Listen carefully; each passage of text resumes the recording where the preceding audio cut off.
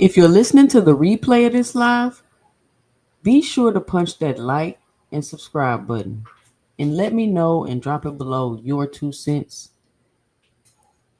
Be sure to help support the channel by hitting the Cash App at $ 2 cents boxing or hitting the heart with a $ and leaving a special thanks below just to let me know you're enjoying the content and I'm doing a good job. 11/21/2025.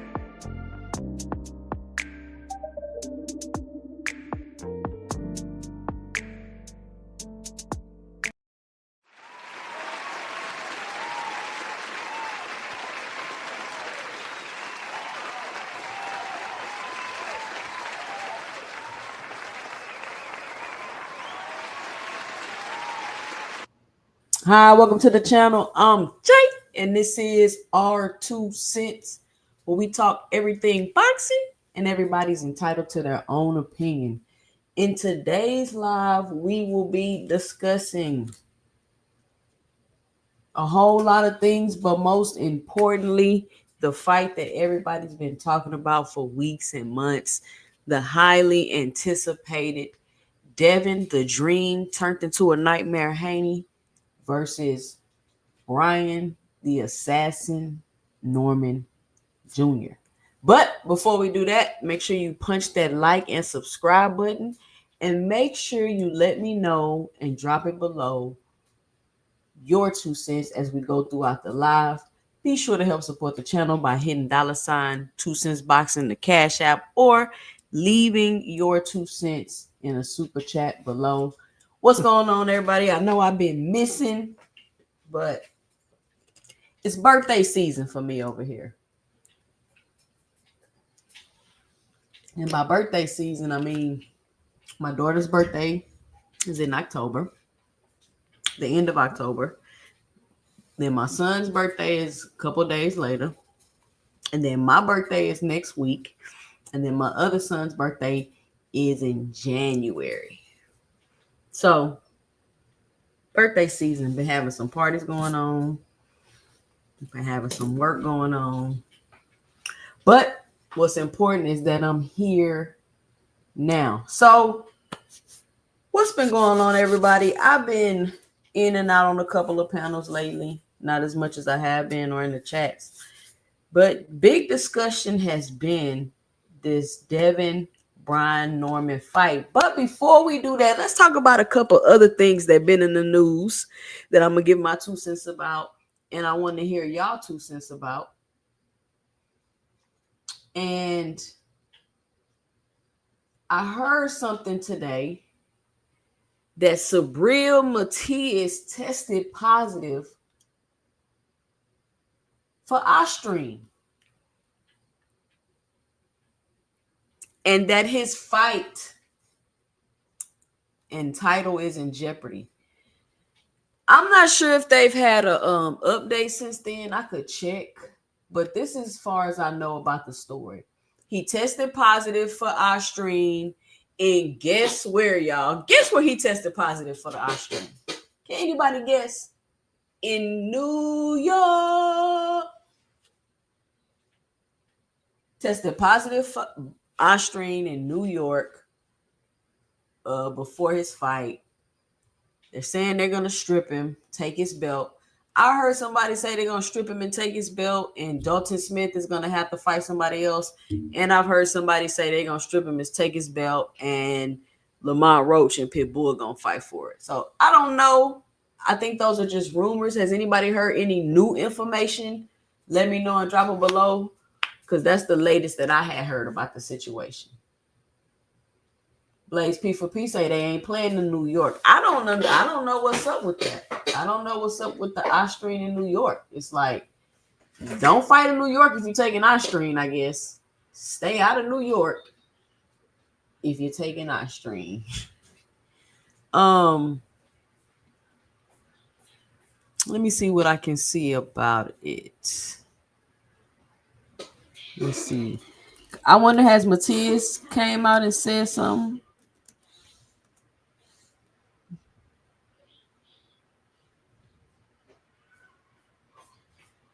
The World Boxing Council has confirmed that the adverse finding and initiated an investigation under the Clean Boxing Program. They're going to test his B sample, so Matias has until December 1st to request testing of his B sample, a step his team has indicated that they will take. However, a different result on the B sample is very, very rare. The New York State Athletic Commission, which has oversight, is unlikely to permit the fight against Dalton Smith to proceed if the positive test is confirmed. They're not going to let him fight. Eddie Hearn, who represents Dalton Smith, believes the WBC should vacate Matias's title. If the title becomes vacant, it's expected the WBC would order the fight for the vacant belt between Dalton Smith and Alberto Puello. So it's looking like if he do his B sample, which is rare that it doesn't come back the same as the A sample, Puello and Dalton Smith are going to be fighting for the WBC belt. What do y'all think about that fight? What do y'all think about Puello and Dalton Smith? Let me know and drop it below.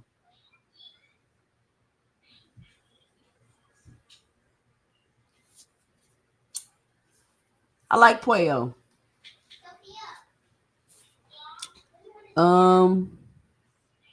Of course, y'all know he could face suspension if he's caught. Similar situation to what Ryan Garcia had in 2024. Matias' promoter claims that the amount of Ostrine detected was minimal and could have come from contaminated supplements. Here we go. And this is the thing, though. Seriously, with the contaminated supplements, it's actually a video on here. If you look it up, I believe it was from somebody from WADA.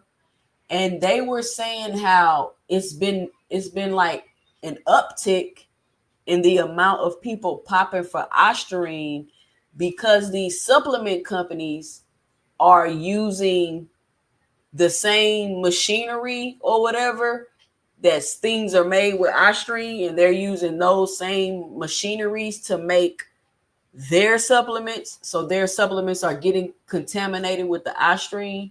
And so the fighters are taking these supplements, which I get it. Fighters are responsible for whatever they put in their body. I agree, but I'm just telling you that the whole supplement thing, I mean, is depending on the amount, right? You could say it's believable because it happens. They came out and gave a warning about it. Now, should these fighters be getting their supplements and everything tested that they're taking? Yes. But a lot of times they're taking these supplements from people they've hired who they feel like maybe has done their research or whatever. I'm not trying to give nobody no excuses. I'm just telling you from a different perspective or giving you a different perception. So if he pop dirty and he gonna be found guilty or he's just gonna take his suspension or whatever he gonna do, we could be looking at Puello and Dalton Smith fighting for the WBC belt because it will become vacant. That's all I'm trying to say. Now, I came across this video because it's Friday night, the review show. It's ladies' night. Any ladies in the chat that want to click the link and come get a 2 cents? Oh, here go that video right here. Hold on, y'all. I'm trying to play this video. But that really sucks for Matias. It sucks for Matias because that's what he's known for. That's why he the boogeyman, because he got all his power. But I mean, the thing with Austrian is I really don't think that Austrian works how a lot of people keep trying to make it out to be. Like, I don't think it's what people are trying to make it out to be. Honestly, I really don't.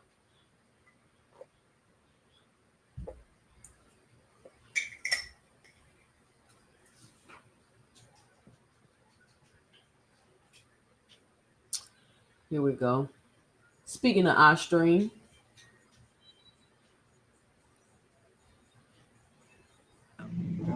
it's a long day, but I promise you guys I would have. Oh shoot, hold on, y'all, hold on.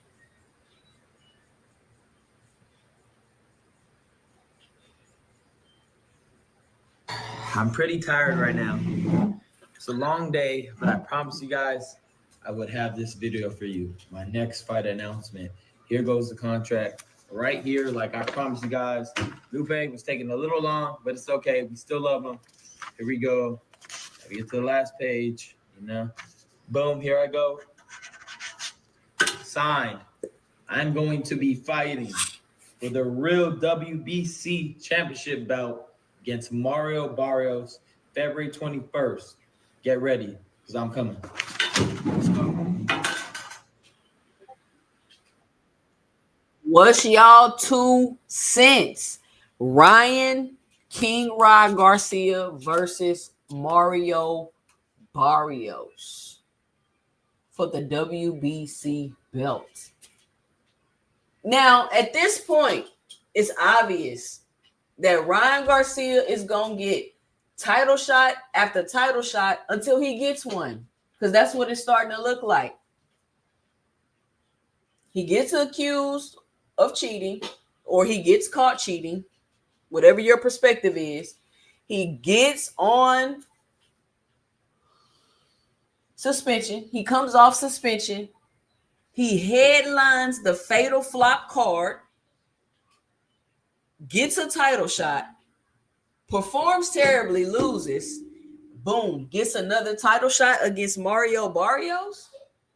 So at this point, it's obvious that they want Ryan Garcia to be a champion. Like, they just gonna make him be a champion. And listen, that's cool. It's boxing. At this point, we should just come to accept it. There's no point in whining and crying about why this person getting a title shot. They just lost. I don't understand why you constantly see things in boxing and then you cry every time. At what point do you just be like, oh, I guess this is how I go? Oh, I guess this is how it goes, y'all. Certain people with the certain right people with the politics behind them, they get to do certain things. It's just how it goes. That's just how it goes. So Ryan Garcia, Mario Barrios, how do y'all see that fight going? Because I really don't like. I just don't be knowing what be going on with Ryan.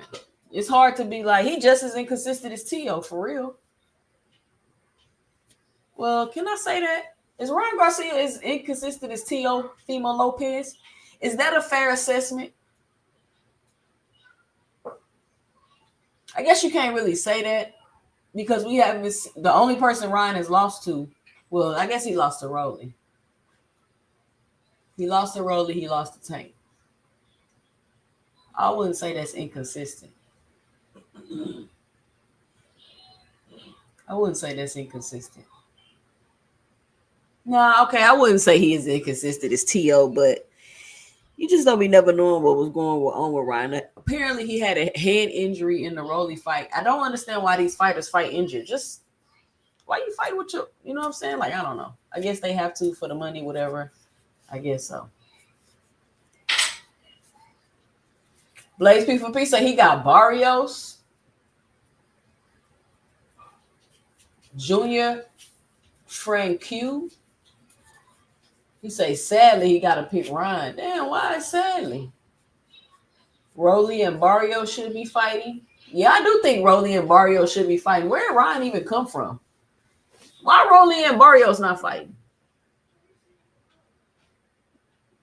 I got mid Barrios. The refs are going to help him to a draw again.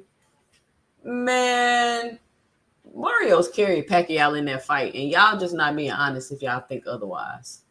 Tio has pretty good footwork. Ryan is the bigger fighter. Man, we talking about consistency. Ryan good, y'all tripping. Yeah, Ryan good. To be honest, I don't care who wins that trash fight. I mean, I don't really necessarily quote unquote care who wins. But it's just a matter of whoever wins is going to be the WBC champion. So they're going to be lined up to fight the other fighters at the weight class. And like I've been telling y'all, we don't know who the best is at 147. They all going to have to fight each other and shake it up. They all going to have to fight each other, and we're going to have to see who is who. They all going to have to fight each other, and we're going to have to see who is who. So, moving on to my next topic. I'm hearing rumors, and I want y'all to let me know and drop it below what y'all think. I'm hearing rumors that Canelo Alvarez has activated his rematch clause, and we will be getting Canelo Crawford 2. Canelo Crawford 2. What is y'all 2 cents about that? Canelo Crawford 2.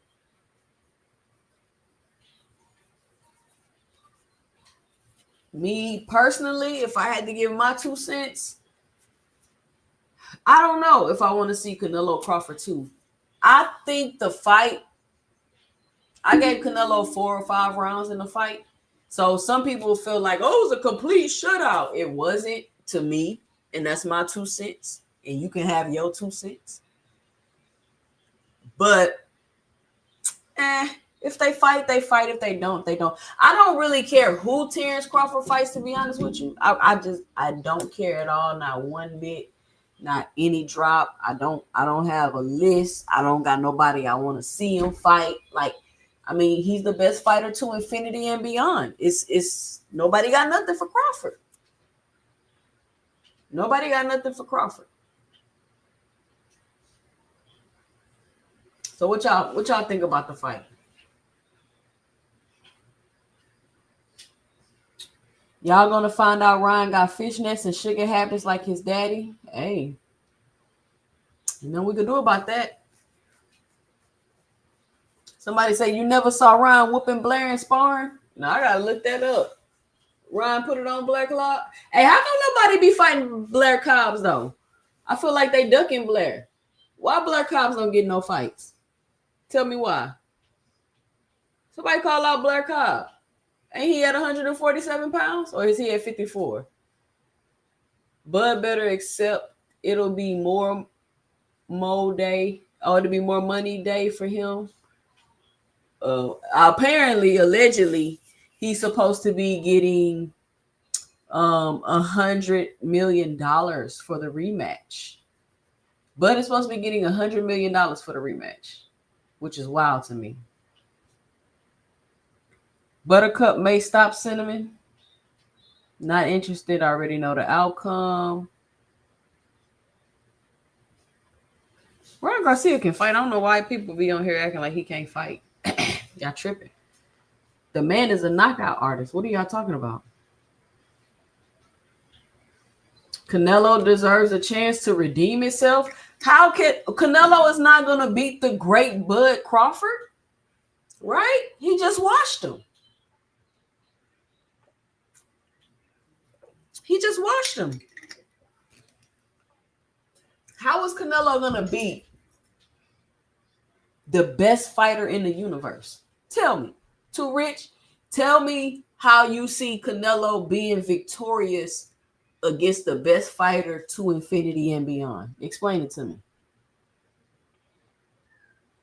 Blaze P4P said, I want Bud to get some easy money. Okay. See, Blaze is honest. He just like, shit, go beat him up again, get that easy bread. Boots versus Bud in the next year. That's the best matchup in boxing.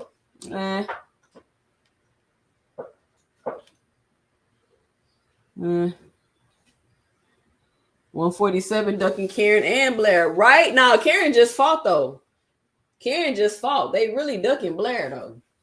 I don't hear nobody calling out Blair, saying Blair name. None of that. On the real, I respect Canelo for running it back for all those straps. Man, get out of here, Blaze P4P. You know he running it back to get that bread. Ryan dropped Blair. I gotta look that up. Is that on YouTube? Here go Mr. Shelton, because Cobb ain't shit. He don't think nobody good. He don't think nobody good. Blair was calling Boots out, but Boots said, nah. See, everybody ducking him. Key with the T in the chat. Let me drop the link. Let me drop the link for Key with the T. Key with the T.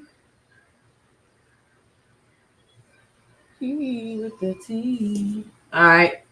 Next topic. Jake Paul versus Anthony Joshua. Now, did y'all watch any of that presser today? I watched some of it, a little bit of it, because I just wanted to see what they was talking about. I wanted to see what like Anthony Joshua demeanor was like. And I felt like he was kind of like how Tank was acting, like he just was like laughing at Jake and smiling. And I've never seen Anthony Joshua be so relaxed at a press conference. Like he was just smiling, laughing, like this some bullshit. Like kind of like he didn't really want to be there type of energy. But since I'm here, I'm going to make the best of it. Let me see. And the reason why I'm talking about this is because I'm listening to people talk about this fight, the commentator, like it's extremely, like the energy is so completely different than the vitriol that was going on when Tank was about to fight Jake Paul. I mean, everybody's like, oh, I hope Anthony Joshua does this.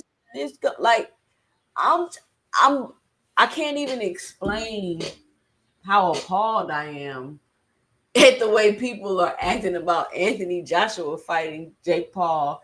And not even just the way they're acting at Anthony Joshua fighting Jake Paul. They come out and say, oh, we offered Crawford to fight. We offered this person to fight. We offered this person to fight. And everybody's just cool with it. It's like, la, la, la. Like it's nothing. It's no big deal. Nobody really care. They want Jake Paul to get knocked out. But it was the end of the world. It was the end of boxing when Tank was ruining boxing fighting Jake Paul, y'all. it was the end of the sport because Tank was about to fight Jake Paul. That shit, wow, man. Y'all gotta understand when y'all under a psyop, like y'all just go straight with it. Like y'all don't just stop and be like, wait, hold on. There's no way people are really this mad. Shout out Key with the T in the building. Hey, Queen. How are What up, you? Key with the T? I'm good. How you doing? Good, girl. Good. Long day. How was your day today? Very long, also the whole week actually. Man, I'm so happy. It's Friday. I got one more day left. Sure. Um, I don't know. I came at the tail end, as you can see. So, which Okay. one you want to start on? We was talking so far. I've covered Sabril Matias and how it's looking like Puello and Dalton Smith might be fighting for that belt. We've talked about Ryan Garcia and Barrios, and obviously they want Ryan Garcia to have a belt because it's looking like he gonna get title shot till he get one. The Canelo Bud rematch. We were just on that, and then I was just talking about the Jake Paul Anthony Joshua, and that's what you came in on, I believe. Okay, cool. Um, okay. Hmm. So there is reports out there, it's people making speculation that Sabril Matias, the fight was pulled because it wasn't selling tickets, and that this is like one big This is scam. the No, zone card. huh? Was this the zone card? If I'm not mistaken, no, it was actually gosh, what is that? It's a weird name company, boxing promotional company out of Puerto Rico that won the bidding rights to it, but I think it would have been aired on the Zone. Oh, okay. So I was like, I know. Um, but And a then, lot of people are speculating that that's the reason why I got pulled. No, they have to do the B sample. I'm hearing that Matias is denying all allegations. So there may be some. Don't be surprised if you hear that they may be testing some of the supplements or whatever that was, around him or anything. Was making it harsh is because he's I think it's in New York that the fight was supposed to be in. And we know New York can hand out, they hand out their punishment. So especially when it comes to stuff like this. So I don't be surprised if you guys hear there's gonna be more to this saga. I'm not sure if Superdell Matias is gonna come out and say anything, make a statement. I don't know what that would do for him right now until the B sample is done. We won't know anything until like next week or the beginning of December. For the B sample results, I think it take like 10 days or like 12 days or something. And of course, next week is the holiday. But it's not, this saga isn't going anywhere. Now, that is true. What I heard, to be honest with you, is that Pitbull and Lamont will be fighting for the elevated what would that be, the WBC? Or is that the IBF? One of the two, whatever belt that Matias have, that's what they're going to be, WBC. the WBC. I'm hearing that Pitbull and Lamont Roach fight will be elevated, and that the Puello and Dalton Smith fight will be potentially for a title eliminator who will eventually get elevated to interim, or just be for the title eliminator bout. Wait, elevated to what though? That's gonna be they're fighting for a champion. They're no, I'm sorry, I'm thinking about two different belts here. My apologies. No, it is Pitbull Cruz is the WBC interim. Pitbull is the Mhm. WBC interim, if I'm not mistaken. Okay, so Eddie Hearn is saying he wants the belt vacated so that Yes. Dalton So Smith that and so that Puello can pay for it. But you no no no no saying no no no whoever got the no. interim about to get it. Yes, I'm hearing that PBC them is trying to make the Pitbull and Lamont Roach fight elevated to the full champion. That's what I'm hearing. Wow. So maybe a tug of war, and then the Dalton and Puello, if they were to fight, they will be fighting for the interim or a title eliminator, one of the two. But that belt got to go somewhere if he's stripped. Now, ironically, the Lamont Roach and Pitbull fight is after when the results, the B sample will be read. So if his A sample is positive, 9 times out of 10 with a loud pack like Ostarine, his B sample is going to be positive. But I heard that Matias is denying all allegations that he did not do that. But you know, they always say that. My question is, will he get the Mungia treatment? You know, Because and he Mungia more like Mungia just was like, "Oop, you good?"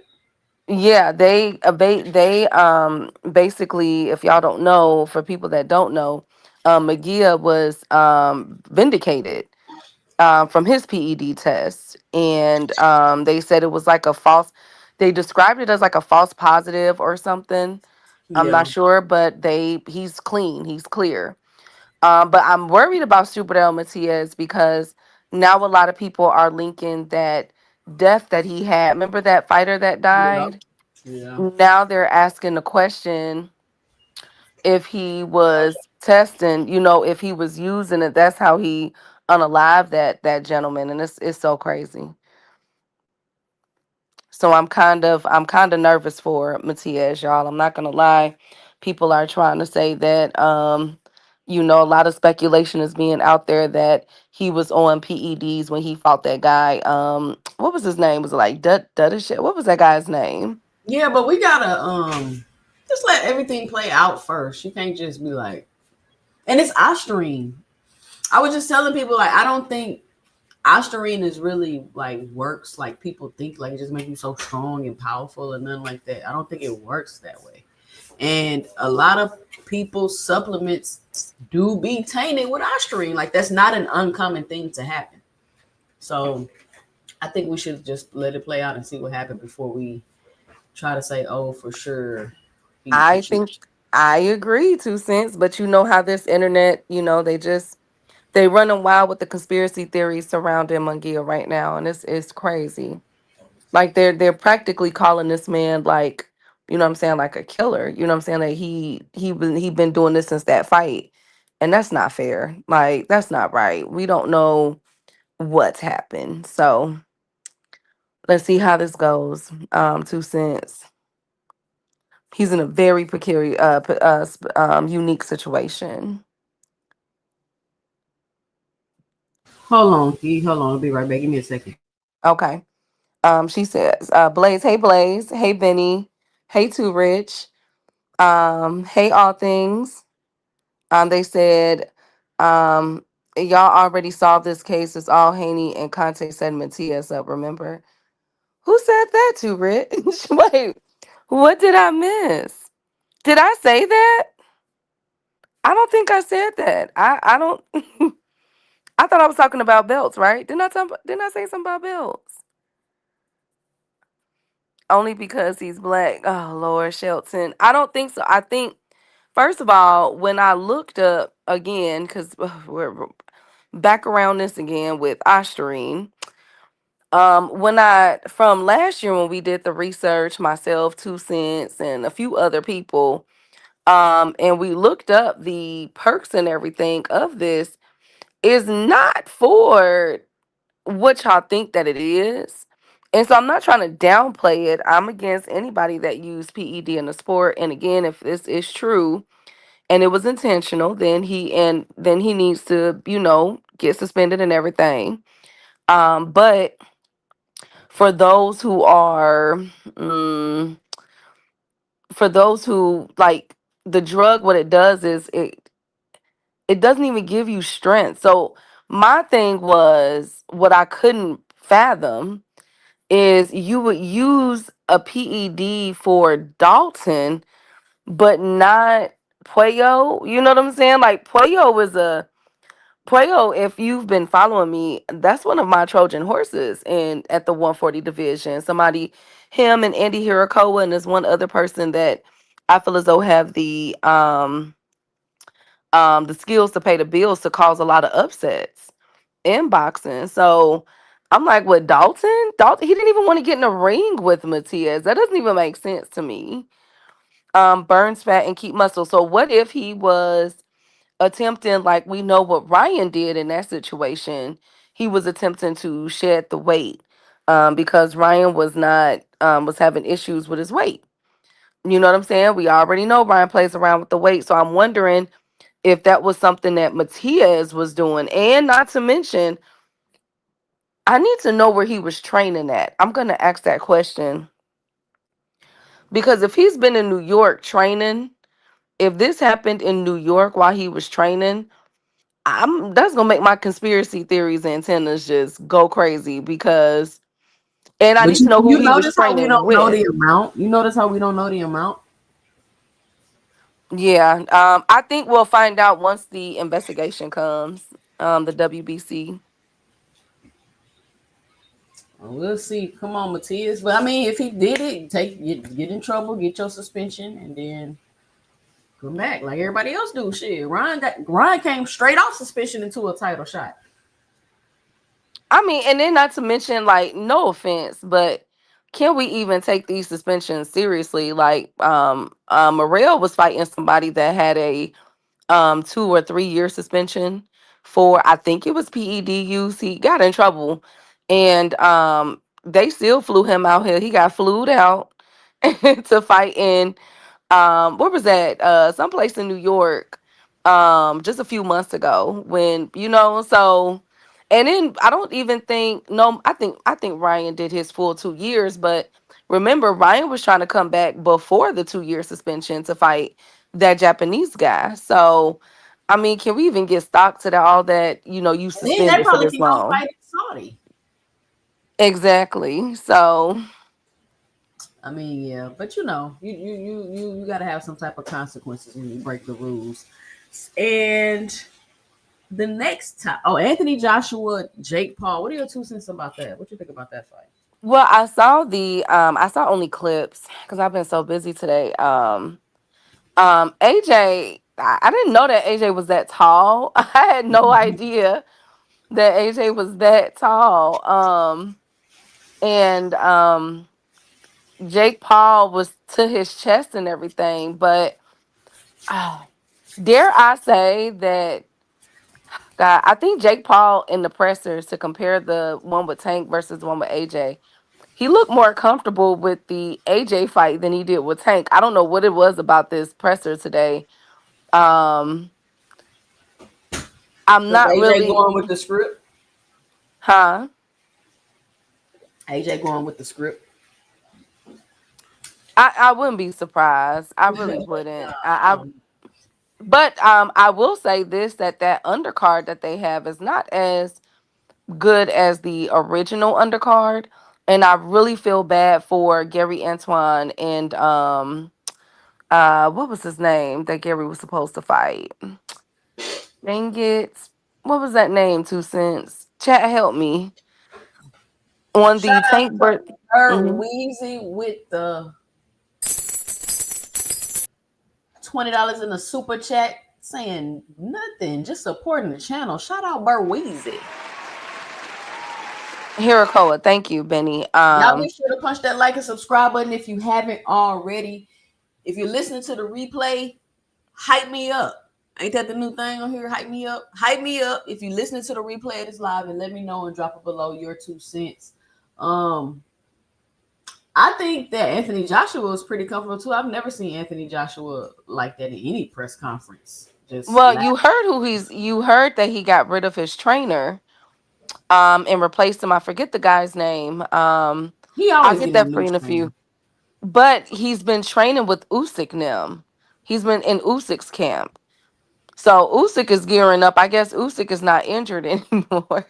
But it appears that AJ is training with Usyk in Spain or in Usyk's camp in Spain. So that's really for this fight. I was like, that's pretty interesting.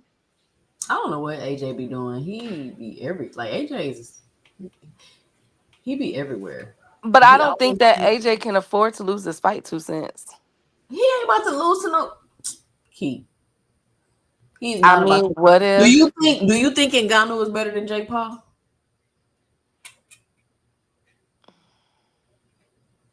No. What? Key. I'm about to put you in the back. Okay, wait, let me see. Let me, because we only got really one fight to gauge. Well, two fights to gauge. And the first one he did decent, and the second one he got knocked out. You know what? I actually got Ngannou over Jake Paul. Exactly. If I heard Anthony Joshua say, I'm not going in here to try to knock him out real quick. Why, Anthony Joshua? That's what made me be like, okay, you finna be in there bullshit. Why aren't you going in there to try to knock him out like you did in Ngannou? Why wouldn't you do that? You're a heavyweight. That's your whole goal.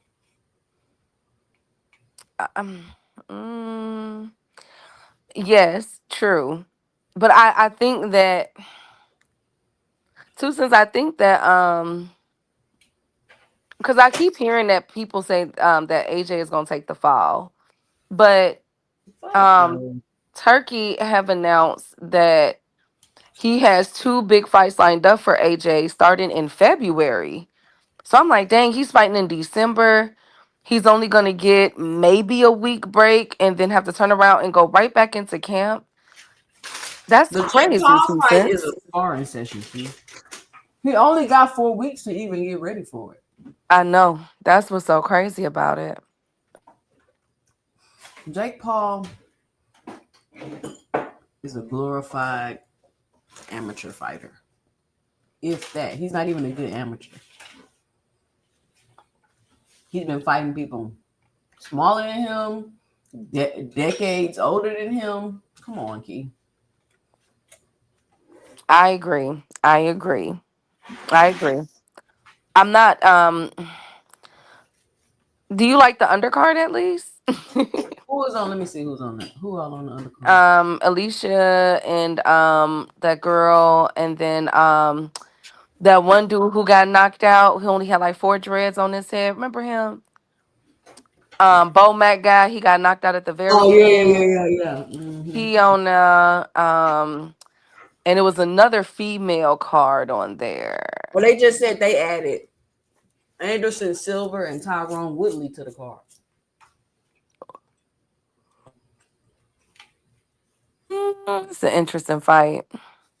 That is ridiculously dumb. It's an interesting fight. Well, they um let's see how all this goes. Shout out to them. Like for real, for real. Shout out to Shout out them. to them. I don't know. So fight night eve. I'm sure this is what everybody hear. This is what everybody want to talk about. Devin the Dream turned into a nightmare Haney versus Brian the Assassin Norman Jr. Let's check out some clips. Somebody asked what happened to Gary, Antoine, and Andy. They got moved because it's not a PBC card anymore. Like they don't have their hands in it. So they got moved. I mean, like, okay, what is the update with the Tank situation? Do you have an update on that? Well, he has his coat his giveaway coming out next week or over the weekend, one of the two, for the community that he always do. And to be honest with you, the last thing I heard was that he was laying low. There was supposed to be video footage. Everybody kept talking about it. From what I heard, there is no video footage.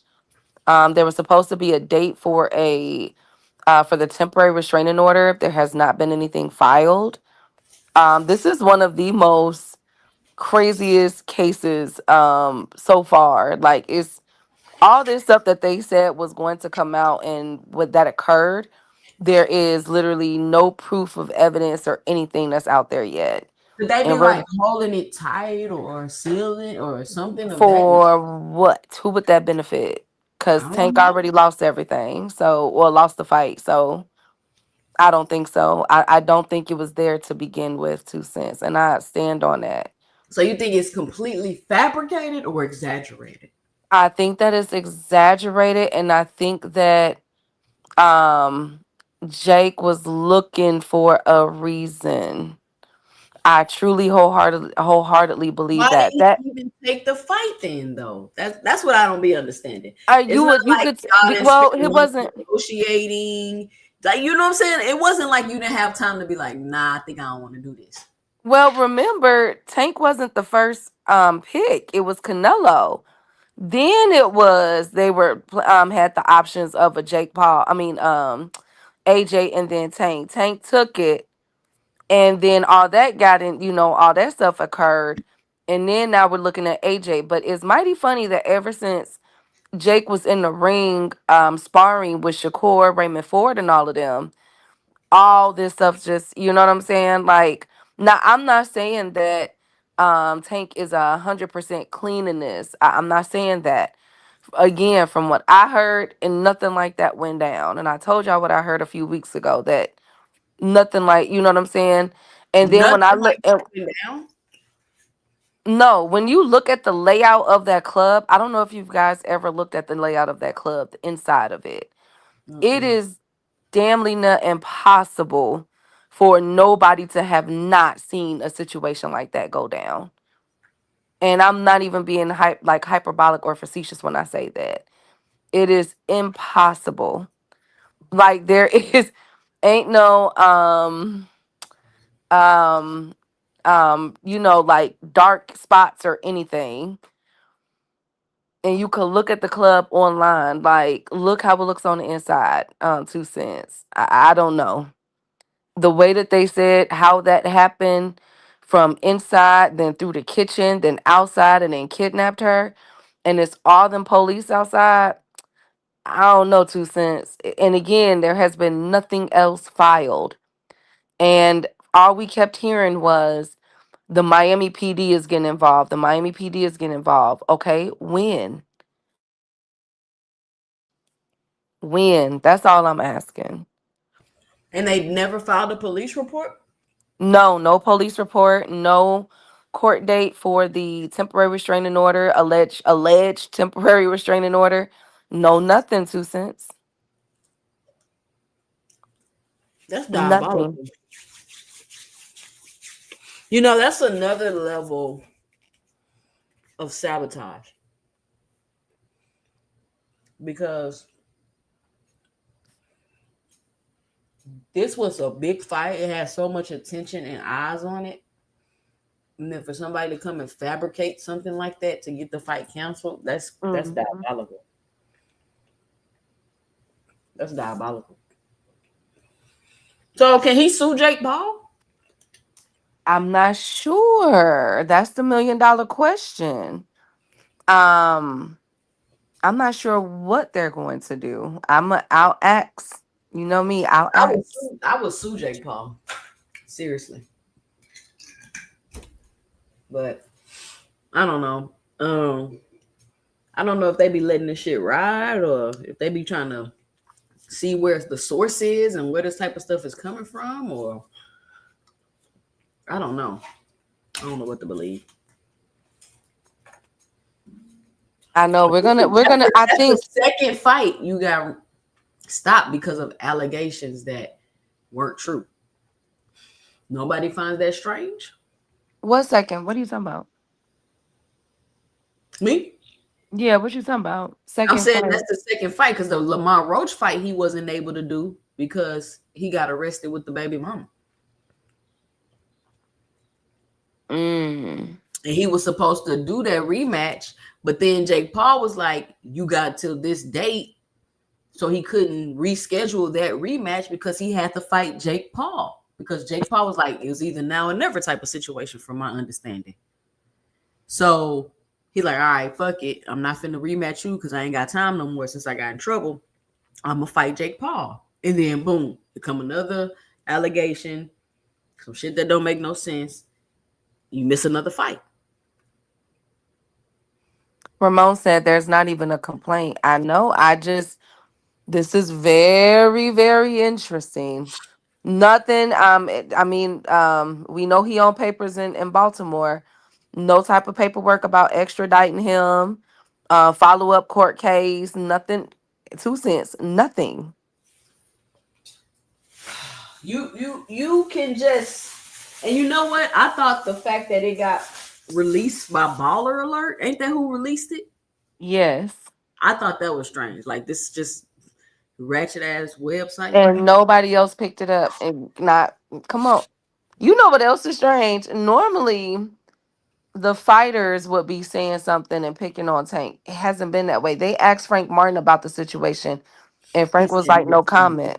Yep, yep. Like, very, I'm just, normally a lot of them have something to say. Even Roach. I don't even think Roach trolled Tank on this one. That's crazy, man. It's like, what is going on?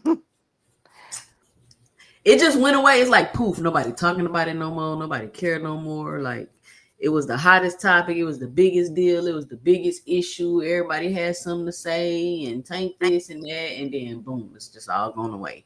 It's been no police report. It's been no restraining order thing. It's been no video. It's been no nothing. Like we know when Tank in trouble, they for sure gonna report it. They for Yep. sure gonna report it. But Yep. let's take a look at some of these videos from the upcoming fight, and let's just try to look at some things, engage some things. I want to hear y'all 2 cents. Let's check this one out where they showing off their shadow boxing skills. I had to mute it because they playing the music. Let's go, Dev. That's Devo Devin. Dev. Yep. Look how he doing his back foot. What is he doing? Is this sped up or is this his speed? This is his speed, Key. Why you laughing? Why he so? What is he? What do you have? Key, Like a 6-pack of Mountain Dew? Key, they tell me his footwork is good off the chain. Who? Brian's? Yeah. I'm looking at Devin's back foot. Let me see that again. What y'all think about the footwork? If y'all had to rank Devin's footwork, I think Brian Norman's footwork is trash. To be honest with Well, He as really- fast as he's moving, he really just a brawler though. Devin gonna have to fight in this fight, y'all. He gonna have to fight. Devin gonna have to fight. He gonna have to fight like he outside the gas station.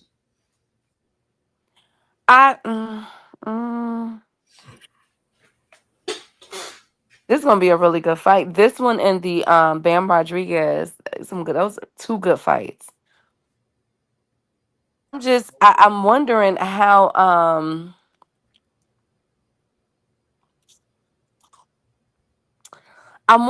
Devin is going to react when Brian punched through his, you know what I'm saying? When Brian punched through his Brian punches. gonna Punch in between his punches. He just gonna punch him, period. And if Devin ain't got nothing to keep Brian thinking and second guessing and off of him, he just gonna punch on him like they in a street fight. You seen his face off, Key? Yeah, I talked about that. That looked very. Did you see his other stance when Devin was in front of him and Brian just was in the back with his hands crossed in front of his Have you again, I'm gonna ask the question. Why has Brian been so calm? That the extended video 2 cents of that brawl that happened between their 2 camps a few months ago came out. And even then, Brian was like, okay, like he was calm then, 2 cents. What's that going might just be his on? personality, but I can see that he does look nervous. I could see the lights is getting to him. He's still. You think the lights is getting to Brian? Yeah. He looks. Listen, when you listen to him talk when he doing these interviews, he I could tell he nervous. He ain't got that same little oof in his voice. You know what I'm saying? I'm gonna play some videos on here when we get through going through these shorts. This was the face off from today. You can't zoom in 2 cents. Let me see. It looks small. It looks small, y'all. I don't know why they do the shorts. Maybe I'm able to zoom in. What you think? What's that? That's good. Yes. So it's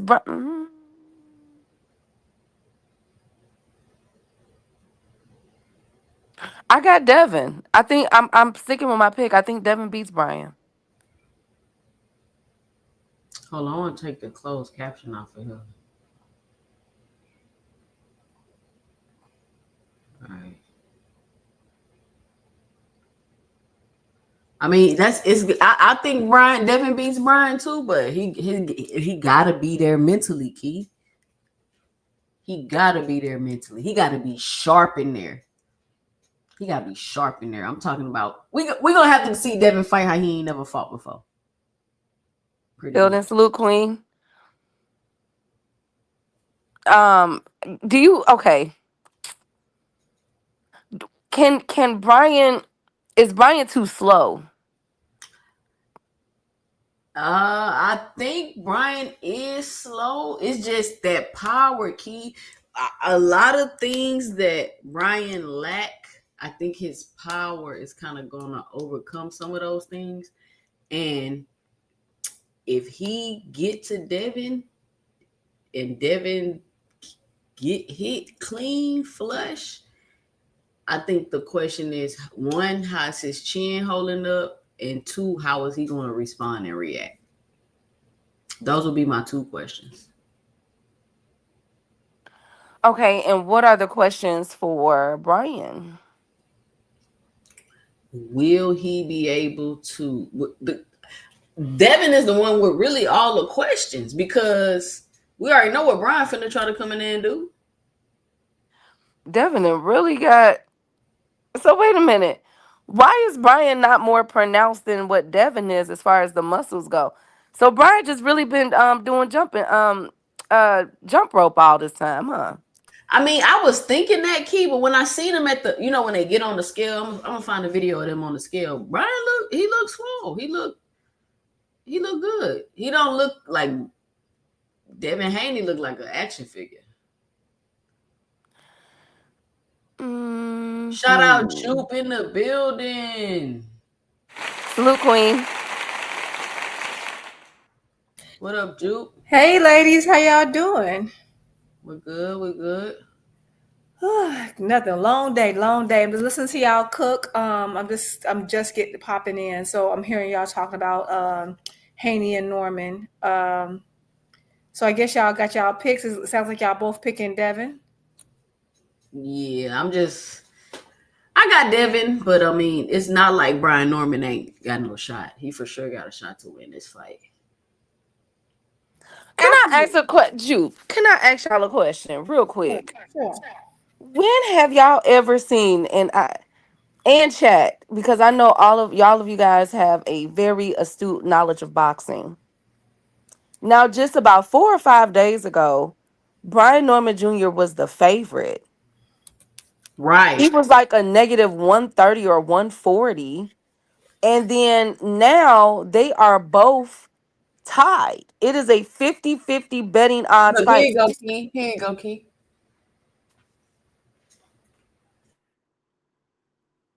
Yeah, he does. Okay, that looks better. Look like they trying out for a R&B band. R&B group.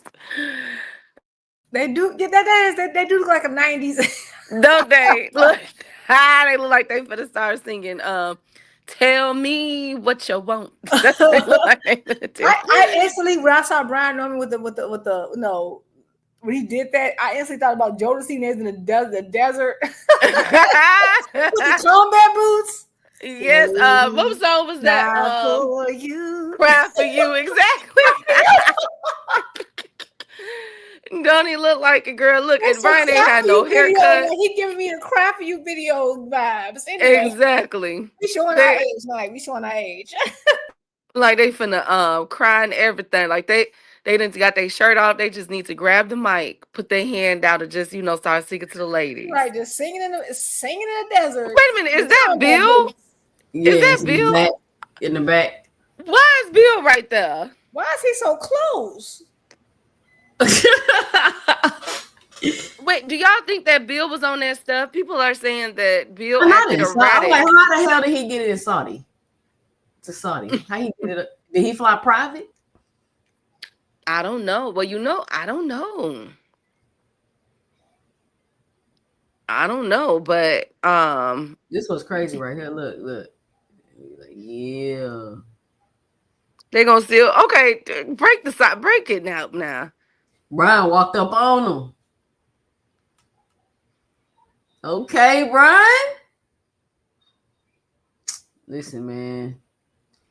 Somebody said a lot of money came in late for Dev. Come on, to make it 50-50 though. When have y'all ever Jupe 2 cents? Help me out. When has that ever Somebody happened? said a lot of money. Hold on, wait a minute. See, let's think about this, right? Because when I seen that it went from Norman being the favorite to even, that made me kind of be like, what is going on? Because y'all seen what just happened with that Azim fight. If you didn't, let me pull it up for y'all. Let me see if I can find that video. I probably ain't gonna even be able to find that video, man. Dondrick cussing us out 2 cents. He said that we hate those fans. Not to just be hating because we objective. Dondrick be hating because we objective.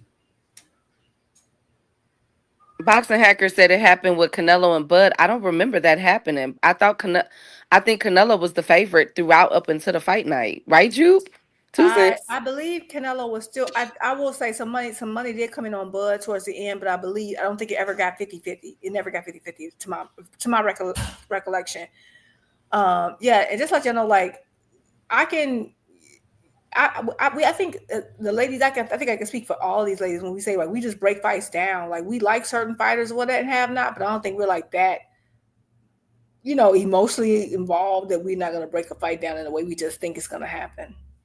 So this is the Azim fight, y'all, and as you can see here, he drops and take this knee. He looks to this guy right here. Watch this. The nod and a wink. He gave him a nod and a wink. Whoa! What is that? Yeah. Wow. That was last week, right? 2 cents. He's standing there. I remember because my brother called me about that fight because he was upset. That's Scooby, right? Yep, that's Kurt Scooby. My brother likes Scooby, and he called me about that fight. Come on, y'all. A nod and a wink. I'm sorry. Too much weird stuff going on. I'm sorry now. See, I just got on. I didn't even get a chance to cook on the fights. And I'm already seeing some weird stuff. And then they're going to be like, oh, Jupe is up here just, the conspiracy theories. But like, why is always some weird stuff going on in Saudi? Like, what is, okay, I'm going to shut up. Lord. Okay, so this is what made me be like, okay, are they not trying to let nobody get no bread off this fight? Because they over there doing BS in Saudi, like this shit right here they just did with this Azim fight. Because why is it like the money, like really, is it really 50-50? Is it really truly 50-50? That's what they're saying. They're saying that now it's a 50-50 fight. So that means that there is no favor. So if Devin lose, then he lost. But if Brian, like, it won't be an upset. You get what I'm saying? Like, that's what's so weird about this. Why would you change the odds? Somebody said a bunch of money came in on Dev. Why would you change the odds just because a bunch of money came in? Because a lot of people, because that's what changes the odds, right? The odds are based on bets in Vegas. That's how it works. So it tends to normally, but so it's not too weird for things to change during fight week because that's when people are most paying attention. People are, especially if you're in Vegas or what have you. I don't know how it's working in Saudi, but like people are just starting to pay attention. They're starting to see the buildup. They're looking at the fighters' physiques. They're starting to kind of see, okay, does this person look strong? Do they look weak? Are they having a bad weight cut? And that's when they might, make their decision. Some people make it, some people who follow hardcores might make their decisions long in advance, but I think once like a few of the non-hardcores, or they might change their position, so it's not too uncommon. I figured that this was going to happen. One, because I just think that in Saudi, if I was going to say which of the two gentlemen is more aligned and more likely to win a decision, let's say if no knockout happened, it's going to be Devin. Just because also like, and who's the home, basically in this case. There's not any home fighters per se, but if there was a home fighter, who would be the home fighter? And that's definitely Devin over freaking Brian Norman. Brian Norman is top rank. Like that's by far you're the home fighter, and so I figured that's going to happen. I've seen a lot of professional fighters kind of go with Devin. I expected him to get some money up on his name too, and that's also says a lot about Brian Norman, because like that means you're taking a challenge, because people keep forgetting he's the one with the belt. He's the champion. So how many times does the champion take on a fighter and it's even odds? So that's saying Yeah, that I've really never taking seen a that. chance. So I think we gotta give him credit for that too. But yeah, so I'm not. Yeah, because you know what? I hate to say it, that also happened with Spence and Bud. That was Spence and Bud. It was kind of close to even, and I think by the daytime the fight happened, I believe Bud was the favorite. Bud was always the favorite. I think he started as a favorite, and then it's teeter totter, and then he was like an overwhelming favorite. It also happened, which this was a weird one. Go look up Wilder and Fury, and a lot of money got put on Fury last minute to knock out Wilder. Really? Yes, it did. To knock him out? And we all remember, it's right. So someone had a up, someone do something, but whatever. And remember at the Canelo and Bud fight, that one dude, Aiden Ross, whatever his name is, he made that video, and he said that he was told to switch his bet. He had money on Canelo. Then at the last minute, he got a phone call. It was on live. You can look it up, and say he had to switch his. You know what I'm saying? He got that call. So, Lord Jesus, is boxing about to get audited? Hell yeah.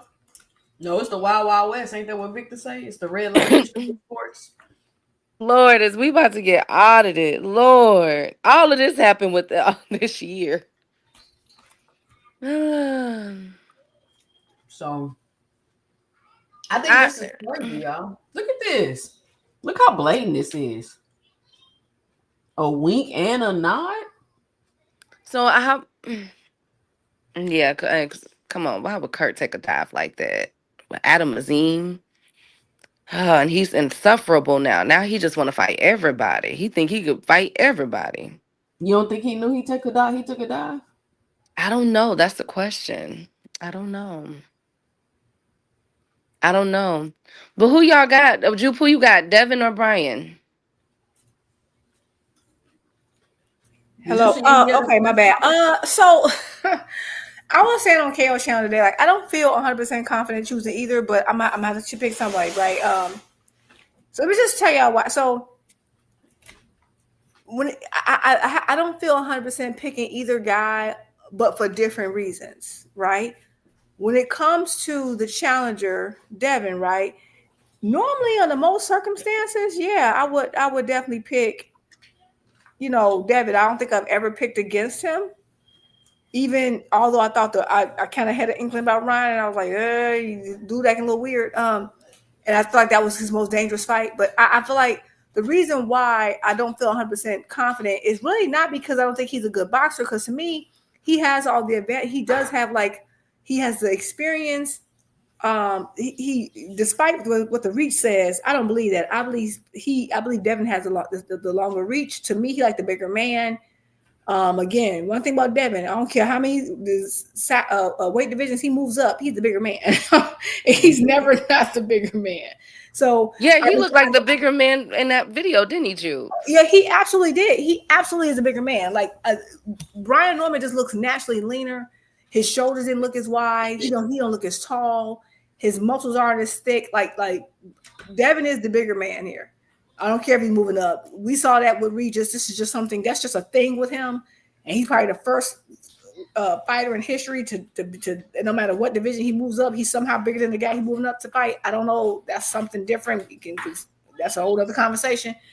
So I just thought he has the experience. He has everything, right? Like he has I think he's more technically skilled. And I feel like he has been at this moment before, right?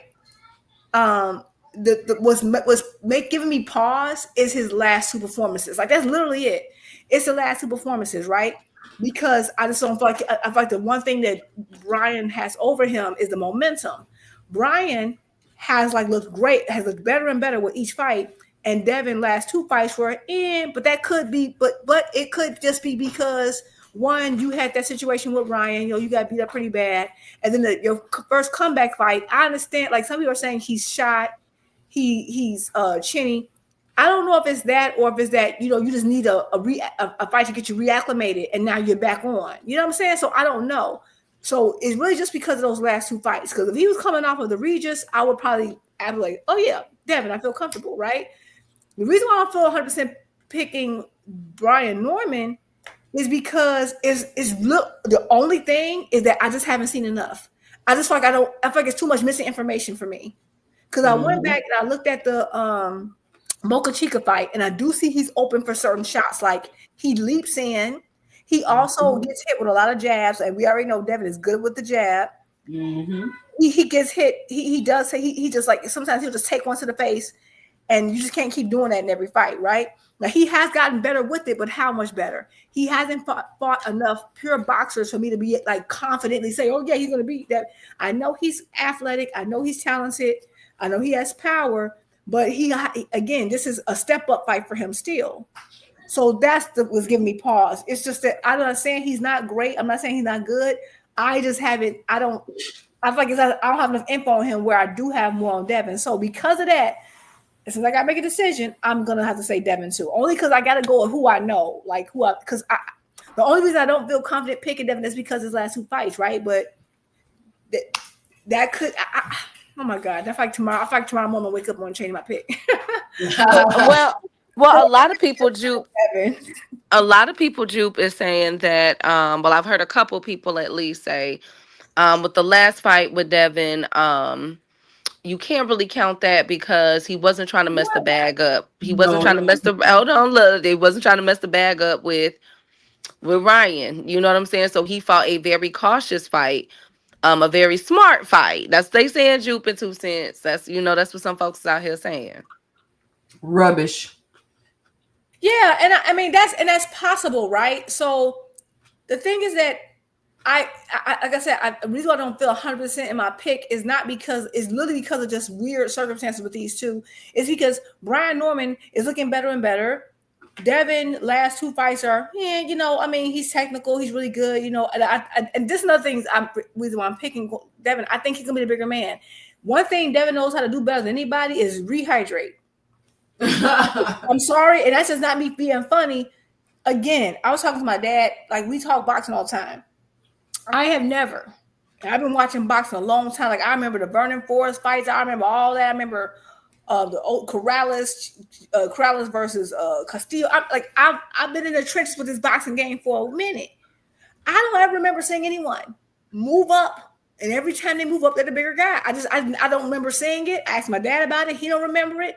It's just that's just like a weird thing. And I'm like, so I do think he's gonna have more pop. Just kind of like I think he is, because now the reason my hesitation is he gonna go out there and use it, because you were kind of like being, kind of like not gun shy, but not as offensively active in his last fight. Right. But he was super offensively active with Ryan, who does have power. So I don't want to go off that fight completely. So I'm like, okay, maybe he'll be more offensively active. And I think if he actually takes chances, he has a better chance, honestly, because Ryan does leap into shots. And Devin Wright is not bad. It's just he doesn't throw it in intention and doesn't go after guys. Like how he went after Regis, he probably could have stopped Regis, but for some reason he was like, that's enough. I got to knock down. I'm going to take that for the day. But I'm going to go with Devin. I think he's going to be much bigger. Oh, I hate picking against. I really like Brian Norman. I hate picking against him. It's just that it's really the only reason I'm picking against him is because I just don't have enough intel on him. I only have so much I can go on. And half of that is like, you see what I'm saying? Like they've ended early. That jab will give Norman. That jab should give Norman tons of trouble. I think so too. And I've seen him get now. I've seen him get better with it. I've seen him do these parries with it. I've seen him kind of like do this step jab. Like I've seen him like get better with the jabs. I just don't know, again, because his last couple of fights have ended so quickly. You see what I'm saying? You don't have enough intel except for like the Randall fight and the short little Boca Chica fight. That's all I really have to go off of. So I don't have enough info. I don't know. Like he might have gotten exponentially better It's just that he's been ending these fights so quickly. I don't have the information versus I've been watching Devin longer, so I kind of got to go with the devil I know, you know. And that's probably a lame way to say it, but I don't know. I don't know. I'm banking on. I'm thinking that, like, yes, I don't think because you get knocked down by a power puncher, you're chinny. That's just my opinion. I think Ryan is a power puncher. I don't care who you are. If you get hip flush with Ryan one too many times, you're going down. I don't care who you are, right? He just showed bad head movement, and then that's another thing. It's like I hope Devin ain't got some head movement, like, bro, like. But you know, when I watch Devin and watch him punch the pads and stuff, I just feel like he hasn't really fixed those things. Because I'm literally watching you do them right now while you just working on something. You still dropping your hand, you still dipping your head. Like, did you work? And that makes me want to go against him, like, because, like, right, like, for example, I was rewatching the Ramirez fight, right? And that fight, of course, it wasn't his best performance, but he basically threw what? They both threw like 27 punches, and that was it, right? Which still pissed me off to this day, but fine. But even in that fight, there was a point where he did that freaking born arrow jab, and his chin was completely open. It's just that Ramirez don't have he's shot. He don't have the athleticism to take advantage of that. So I'm just sitting here like but I understand that can't be fixed in one camp. So this is the second camp. So I'm hoping he has that fixed, which is why I was telling a lot of his hardcore Devin fans, even though I'm picking Devin, I'm not like a hardcore Devin fan. I'm telling them I get that Ryan cheated, but don't harp on only that, because that will make you blind to the other holes that cause you to lose a fight. Like, I was a huge Wilder fan. Do I believe Fury cheated? Yes. But focusing only on the cheating makes you blind to the other holes that he was able to use against Wilder. You see what I'm saying? Like, yes, I understand that, but chances are if you lose, is that the only reason? On occasion, maybe, but yes, that long count. He won that fight. Oh yeah, that first fight. I don't care what nobody say. Wilder won that first fight. He was absolutely cheated of glory, and I think one of the greatest travesties. But there was also, but Fury had more experience than him. He was bigger than him. He had everything going against him, and you have to also consider those things. Devin, yes, the Ryan pop dirty, yes, but at the end of the day, Devin keeps his head on a line, and Ryan is not the first person to show it. I saw those cracks in his system when he fought Jojo Diaz, and then Loma made it more apparent, and because he was winning, no one fixed it. And so you got up there with Ryan, and then to me, to make it even more glaring is when Rolly got in there and didn't let none of that through because he held the phone, and Devin does not like to hold the phone. He likes to just, I think he over relies on his speed, but you're not faster than Ryan. So the reason why I'm giving him a bit of a doubt, I do think he's a little faster than Ryan, I think. So I'm thinking he should be okay. He should be able to get in and out, and maybe even stun. I see a situation where he can. You think? Hold on. You think Devin is faster than Brian? Not Ryan. Brian. He in certain ways. Not in every way. I'm thinking like foot wise. Yes, his feet are faster. Well, I think it's because this is my thing with Brian Norman as far as his feet. I feel like his stance is really wide. And like you see when he was doing his footwork, like he like show the video again, 2 cents. He do like a lot of patting his feet and hopping around like a little rabbit. Like, I don't think his footwork is that good at all. I think I want to know who's gonna win the lead foot challenge. To be honest with you, how that placement is gonna be. When I say fast, I mean I think. I'm not saying Devin has the best footwork on earth. I just think his feet are a little faster because he just uses them more often. And he has the longer legs. He's a longer guy. He's ready to get in and get out. And I think he has a bigger, I know it says that Brian got the longer reach. Based on my eye test, I don't believe that. That's just my opinion. I'm sorry. I'm looking at him. Devin is big. Devin can be at 154 right now. And I think tomorrow he's going to be like a good 15, 20 pounds bigger. I promise you. He's gonna be at least like 170, 175 for right. I think minimum. He's already rehydrated, right? Right, but he gonna hydrate. Think about it. He has a time to rehydrate even more, and that's why I don't like these ceremonial weigh-ins because not only are we not getting a look at how you look when you weighed in, you're kind of cheating the system because it almost gives you almost 2 days to really rehydrate. So you're not really fighting at welterweight. Think about it. Like, for example, when Tank fights, right? I hate to bring up Tank, but that's the only person I can think of who he's one of the few people who still does real weigh-ins. He really is. If you think about it, like his last couple weigh-ins, he weighs in like Friday at like 4 o'clock, 3 p.m. before the day of the fight. But that's the real weigh-in. There is no, they don't have their weights ahead of time. That's right. A real weigh-in. That's how it used to be. It can be 24 hours, but it's normally later in the evening. People have time, and he's be late, so it starts at 4. By the time he get on the scale of 6, so it's up to 24 hours. He gonna make us wait. So by the time he gets on that scale, it really is about 24 hours ahead of time. It's like a day. Versus in this situation, because they're getting weighed in a butt crack of dawn the Friday before. Think about it. They're getting weighed in like 7 a.m. Friday. And then they get the ceremonial in the afternoon. So they've had a good 8 hours to rehydrate. And then they got another 16 hours to get even bigger than that. All right, I'm about to play this video that Key asked me to play. But y'all be sure to help support the channel by punching that like and subscribe button if you haven't already. We are on the road to 5,000 subscribers, but the next stop is 2,000. We're at about 1,500 right now. So be sure to punch that subscribe button if you haven't already. Be sure to help support the channel by hitting the Cash App at $2 Boxing, or let me know and dropping it below your 2 cents in a Cash App. Let me see. I got a Cash App from Ace Sostan. Shout out Ace Sostan with the $5 in a super chat, and he said for support. Shout out Ace Sostan.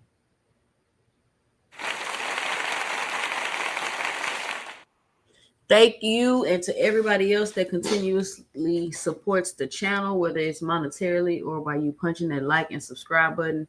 Here go that video. Let me run it back again. I had to pause it because they playing Tupac. So look at Devin's feet. Devin gonna have to be moving all night. I wonder if he's gonna see and look at him just on crack, on cocaine, speed balling. Just speed balling. His footwork is trash. No. But look how Devin keeps his feet planted. Look at Brian's. He just look at him hop, hop, hop, hop, hop. But it looks like that he is like he's on his tiptoe. You know what I'm saying? Like he lifts up. I don't know. I can't describe it. It's just so different. Where Devin seems more sound, maybe. But I don't know, Brian. Lord jeez, don't get dropped. Brian might get dropped, Joe. No, Brian is he gonna leap into shots. This is the thing. I agree with you. You're right, Key. And you too saying about the leaping. No, you're right. He's So, and this is the one thing that I heard during the build-up that it gives me a little pause, is that they keep saying I'm not only a power puncher, I can box too. And I get that. And so I think you're going to have to power box Devin, right? And just find your openings or force an opening. But sometimes when people are like, I want to show I can box and I can do that. Like, if you try to outbox a boxer, the chances of that's not going to go well. I don't see it going well. Yeah. Because this is what Devin does. Like, you can't beat him at his own game. And that's kind of what Devin messed up with Ryan. Like, you tried to hook with a hooker. This ain't your lane. You need to find another way. You can't. So yes, Ryan. I think Brian is trying to show. Oh, my feet are fast. Ooh, look at me. Yeah, and that's great. Because you don't have to move your feet, but you're not as sound on your feet, and it's gonna have you off balance. So when he pop your ass with that jab, you're gonna go flying. Thank you. See, Baiting for you keep asking me how are his feet too wide. Why do I keep saying that? They are. Do you see this right here? I'm telling you, because my son does this. He punches and he moving his one foot back and back to the point where his stance is wide. I'm like, why is your stance so wide? Why are you doing that? Keep your because isn't that a balance thing, 2 cents? Yes, because now it look like when you get hit, you off balance, and it look like somebody knocking you across the room. The ring, they're not hitting you that fucking hard. You just ain't got your stance right, and you off balance. Is Brian trolling with this? Like, play it. Because Like you can't.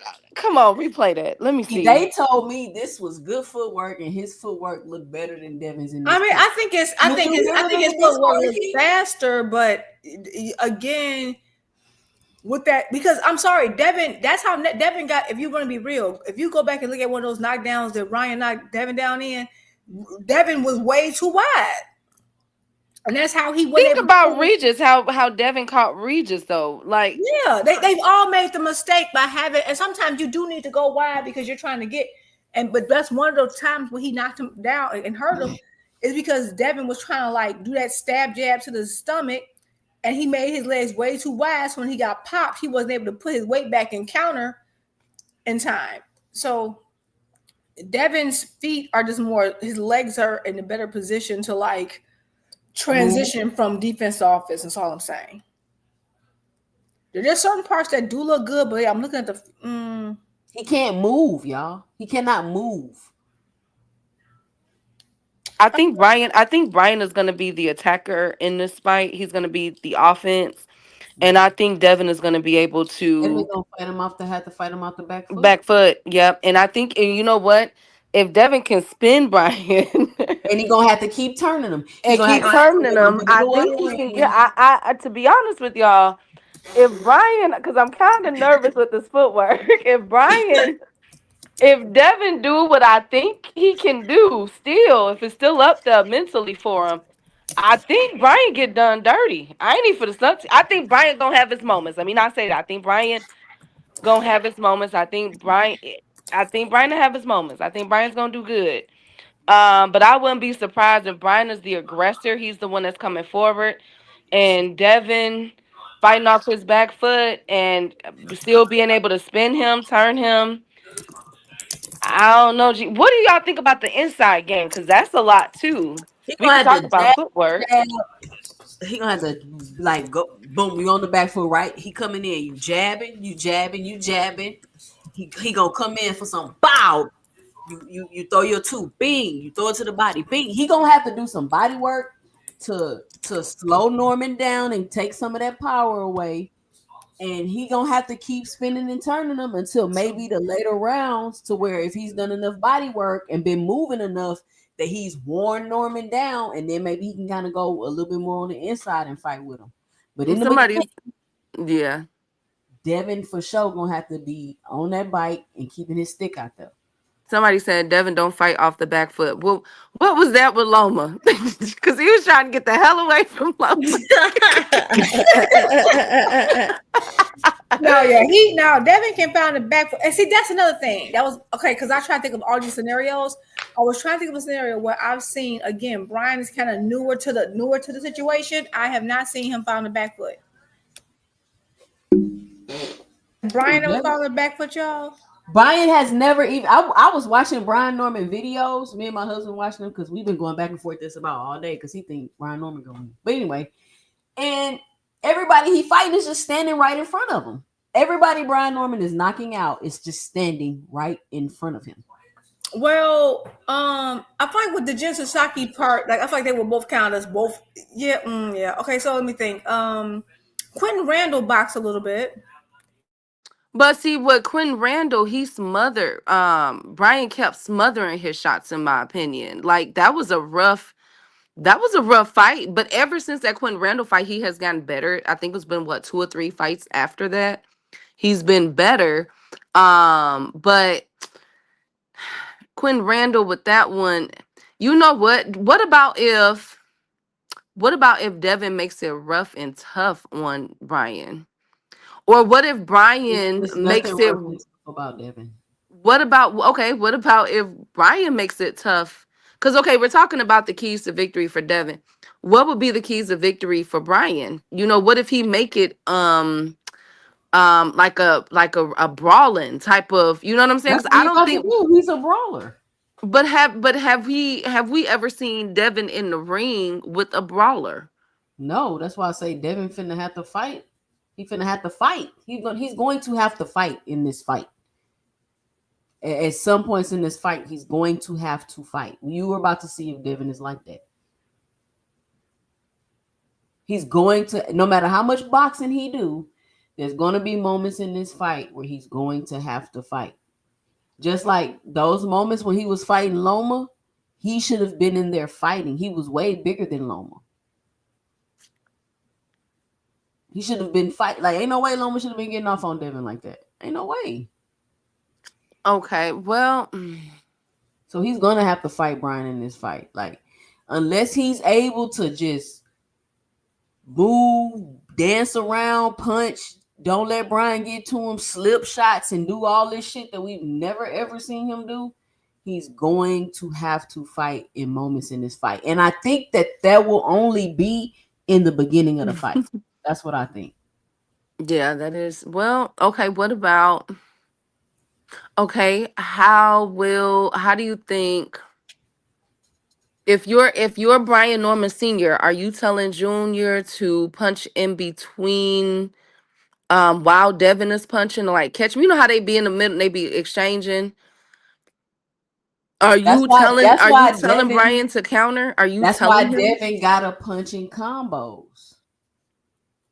Cause is Brian Norman, do he be punching through people's shots? I'm trying to think. No, he don't. He did when Santillion tried to. No, he's punched through people's shots before. Yeah, I was gonna say when I see him Santillion punching tried through to. people's guard.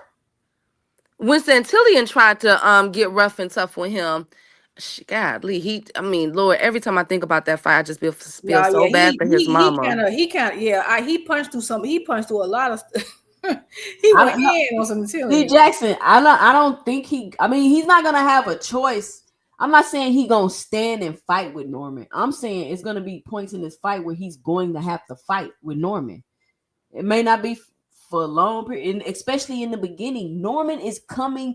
The dumbest thing Norman could do is come out here and try to box Devin Haney. That's the worst thing Norman could do, in my opinion. Wait, what? Oh, so you're saying that he just gotta go for broke from round one on to six? It's going, because how many times has Norman been 12? 0. I don't think he's ever been 12. Hold on, has he? If he gets taken in the deep waters, this is how I think, to me, in my opinion. And I thought this about the Ryan fight, but it didn't quite work out like that. But the longer the fight goes on, unless he getting dropped like he was getting dropped in that Ryan fight, I think the worst is going to be for Brian Norman. We don't know if he got no stamina. We don't know what his gas tank like. Well, I will say he did go 12 with, or 10. Was it? No, I think it was 10 with Quentin. And again, he was smothered. He made that himself. But I think with the Santillion fight, what I've seen with Brian is a more that brawling, like you were saying. And he made it rough and tough. I mean, he cooked. And mind you, Brian was the underdog against Santillion, and Top Rank was getting ready to cut him because he wasn't, showing up like he was supposed to. And then the switch turned on, and then boom. Next thing you know, he's just a knockout king the past few fights. So I would say I seen it with Santillion, because we know Santillion got a little pop to him, got a little shakes, for it, but he is a come forward fighter. And he does not, I think we can all agree that Santillion does not have the skill set that Devin has, right? As far as a pure boxer, defense, you know what I'm saying? All of those little tips and tricks that we've seen Devin do it sometimes. Santillion is not like that. So I think we would have to see how Brian over like his IQ in the ring. This is a really good IQ test for both of them, really. Because they both slick black fighters. Who is that? That's Brian? Yes. He hitting the hell out that bag, ain't he? Damn, so swinging. His arms ain't tired? I'm tired looking at him.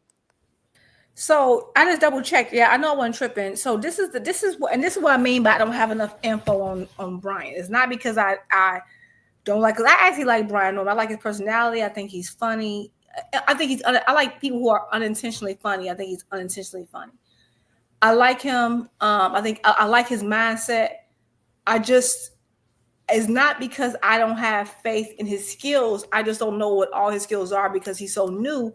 And I just kept thinking, has he gone 12? And he hasn't. And I know we're like, and so that's different than saying when he's gone a decision. He's had a decision, but those, when he went to decisions, because remember, he's just getting to the championship levels. When he went to those decisions, he wasn't at 12-round fight yet. His first 12-round fight was Santillan. Didn't people forget that? When he had Randall, that was a 10-round fight. He's never gone 12. Yep. He's So never that's all I'm gone 12. saying. Yeah, he's never gone 12. So how the hell is he the best at 147 pounds? Who was saying And that's what I'm saying. And that's the only reason that's why I don't feel. But the 12-round fight with Santillan, he stopped him, right? No. Yeah. Yeah. He stopped Santillan in 10. And then he stopped here, and then he stopped that Japan never guy. been beyond 10. He's never been beyond 10. Now he did look good going 10, but he's never been beyond 10. But that was his first 12-round fight. It's like once the title was on the line, like the interim was on the line, that's when he showed up. And I will say, I have heard, I'm not sure it is. To my understanding, when he was with Top Rank, he was underperforming. And I remember he first got there, I thought so too. Like, oh, I heard about this guy and all his sparring, and he was looking okay. I heard that it's because he had some type of injury and he was nursing this injury for a while, and he finally fully healed. I don't know if it was a shoulder or a fist. I don't know what it was. That was part of the reason why he wasn't able to look as good, and he suddenly started looking better. Okay, cool. I did hear that. I don't know how true that is, but it's just that I haven't seen enough. Like I said, I remember the Boca Chica fight.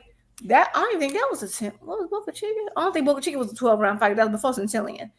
And he did get, put down in that fight. He ran right into, I think, a right uppercut or a check hook or something.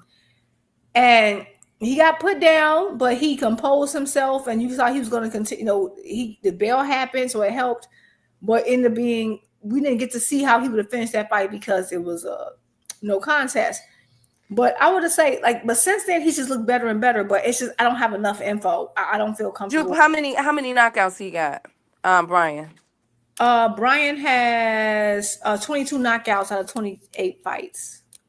All right, hold on. Let me get shout out to Mr. Greg with the $5 in the super chat. He says 2 cents with the shock jab, Key with the quick hook, and Jupe delivering the kill shot. Talking that boxing talk. Shout out, Mr. Greg. Jupe, they saying that he has Brian has surgery on his hand. That's what the chat's saying. Okay, yeah, I knew it was something. I heard that he had some type of something, and that was kind of he couldn't really use his hands to the point, or his arms to the point where he wanted to. He kind of had to babysit it and kind of just do enough to get the win for a while, and was struggling a bit.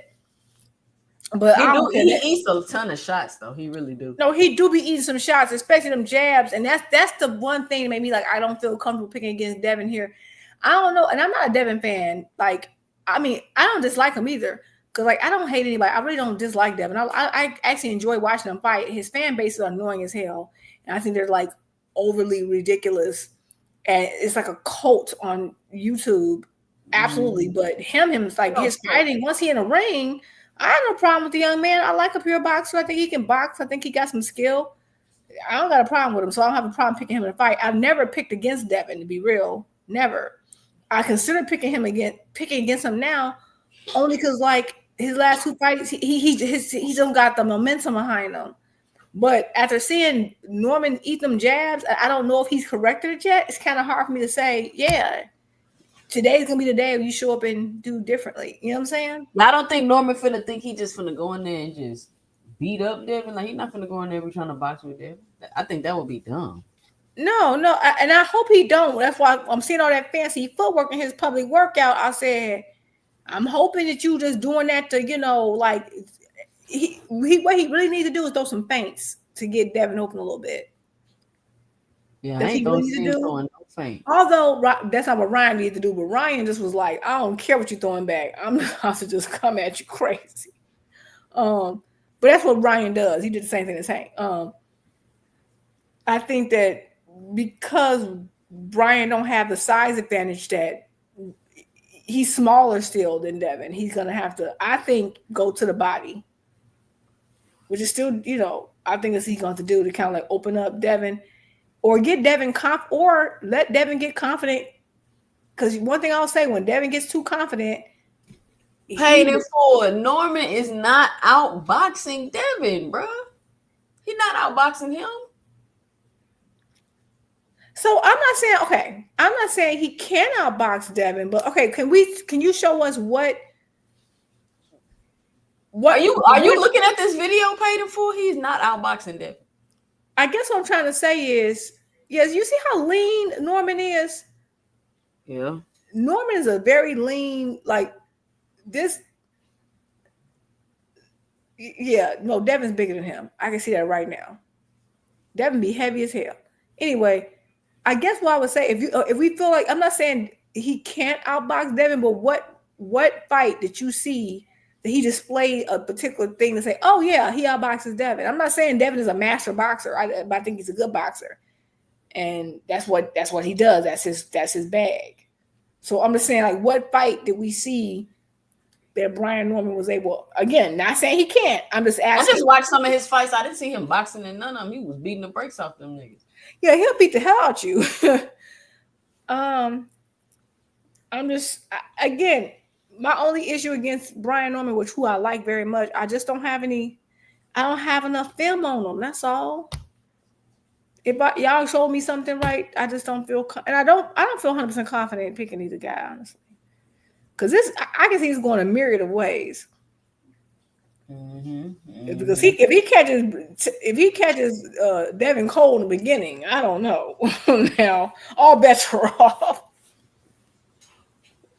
All right, let me see. Let me pull up some Devin work. I seen some sparring footage of Devin. I'm like, damn, okay. But then they said that Devin looked good last time sparring, so you just don't know what to expect. Well, something that Devin also said that I don't know if people paid attention to.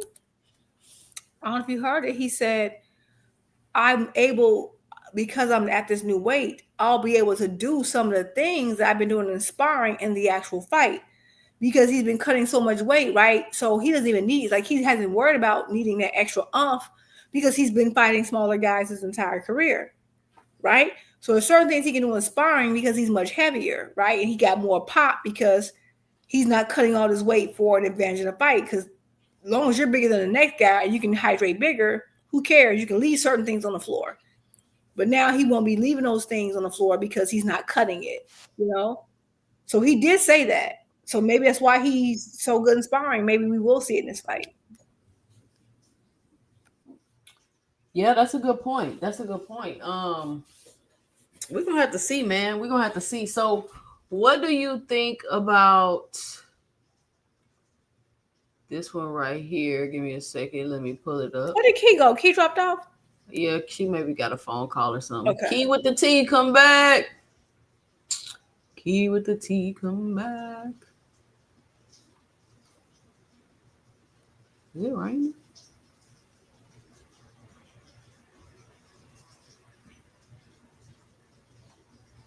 We got Anthony Yard.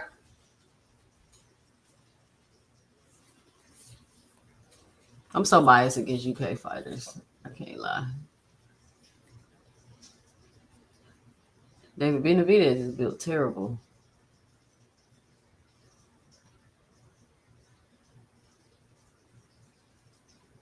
Oh, I meant to tell Key. I think I heard somebody say that Matias works with Memo Heredia.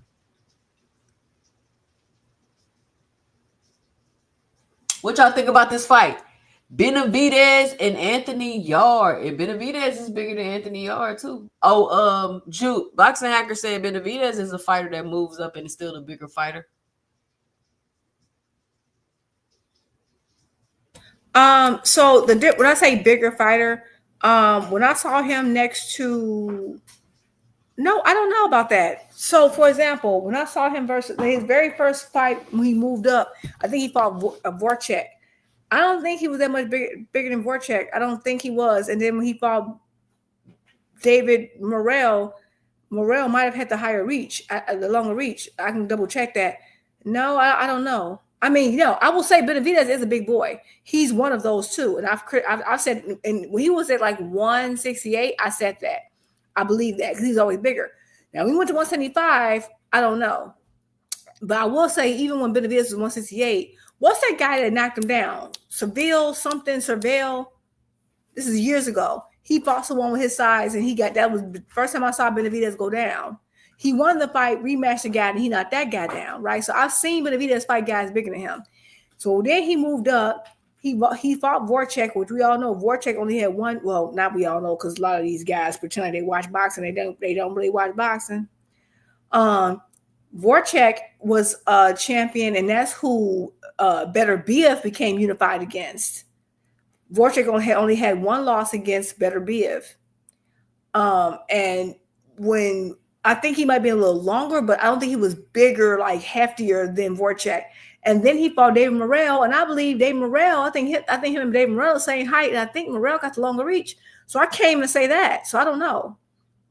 But when I'm talking about bigger, I mean like, come on, like lording over you. Like he was way bigger than Regis. He was way bigger than everybody at 135. He's way bigger than everybody at 140.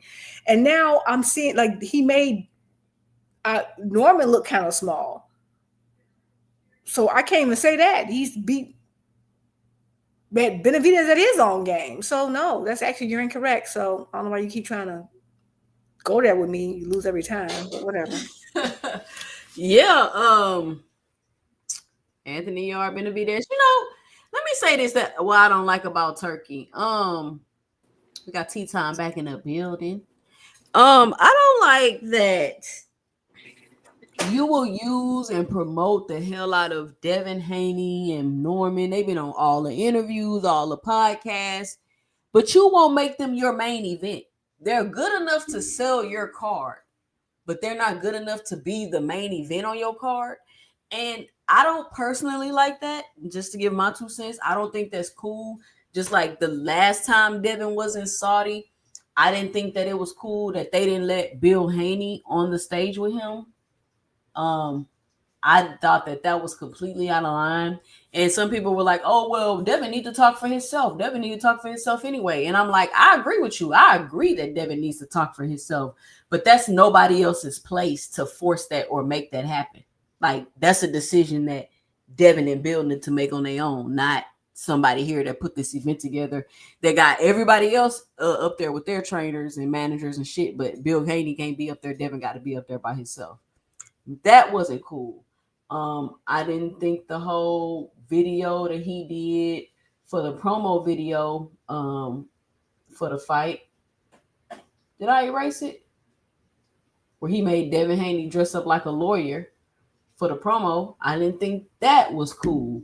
And now you got me selling your card and promoting your fight, but I can't be the main card. Like, I don't understand that at all. The main event is better. That's why. So why aren't they using the main event to sell the card? Can you explain? When I'm watching Ring Magazine and all this clips they putting up, they wasn't putting up no whole bunch of Benavidez and Yarde clips. Did y'all see that, Jupe and Key?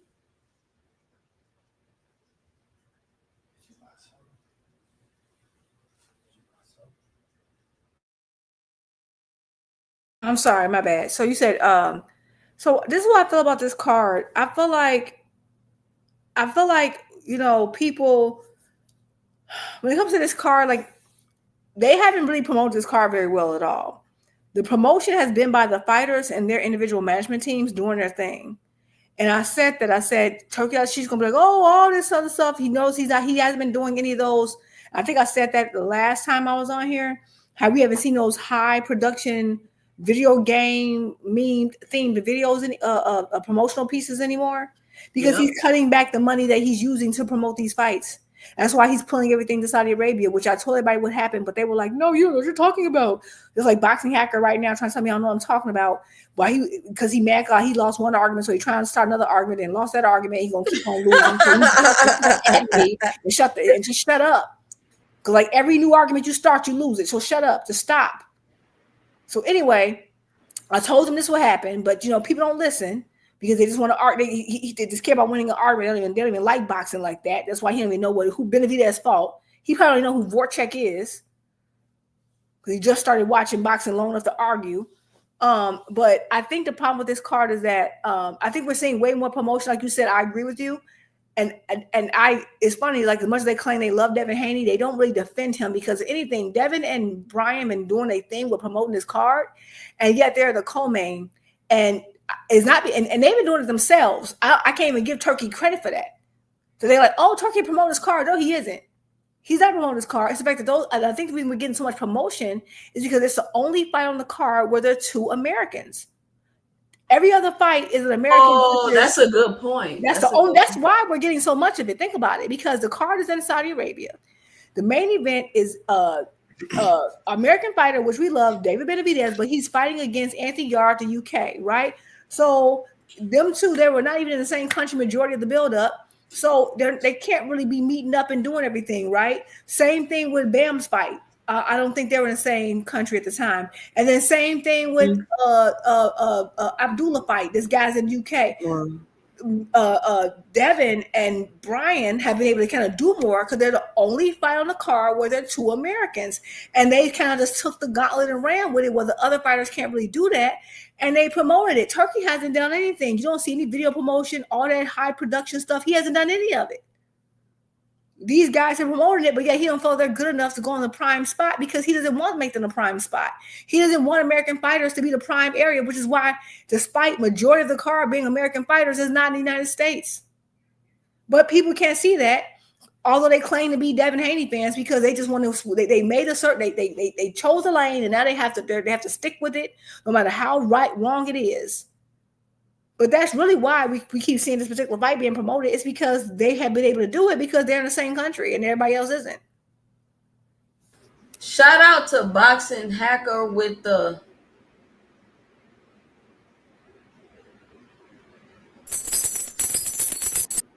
$5 in the super chat. He says, once upon a time, people said Benavidez will never fight for Turkey. He's too faithful to the PBC. Where are those people at? Hope y'all have front row seats. The reason why he's looking for those people because those people exist. The reason why he's asking for those people because they don't exist, which is why he can't name names. I dare him to name a name. Who said that? Because no one said it. He pulled out his ass like everything else. Let's move on.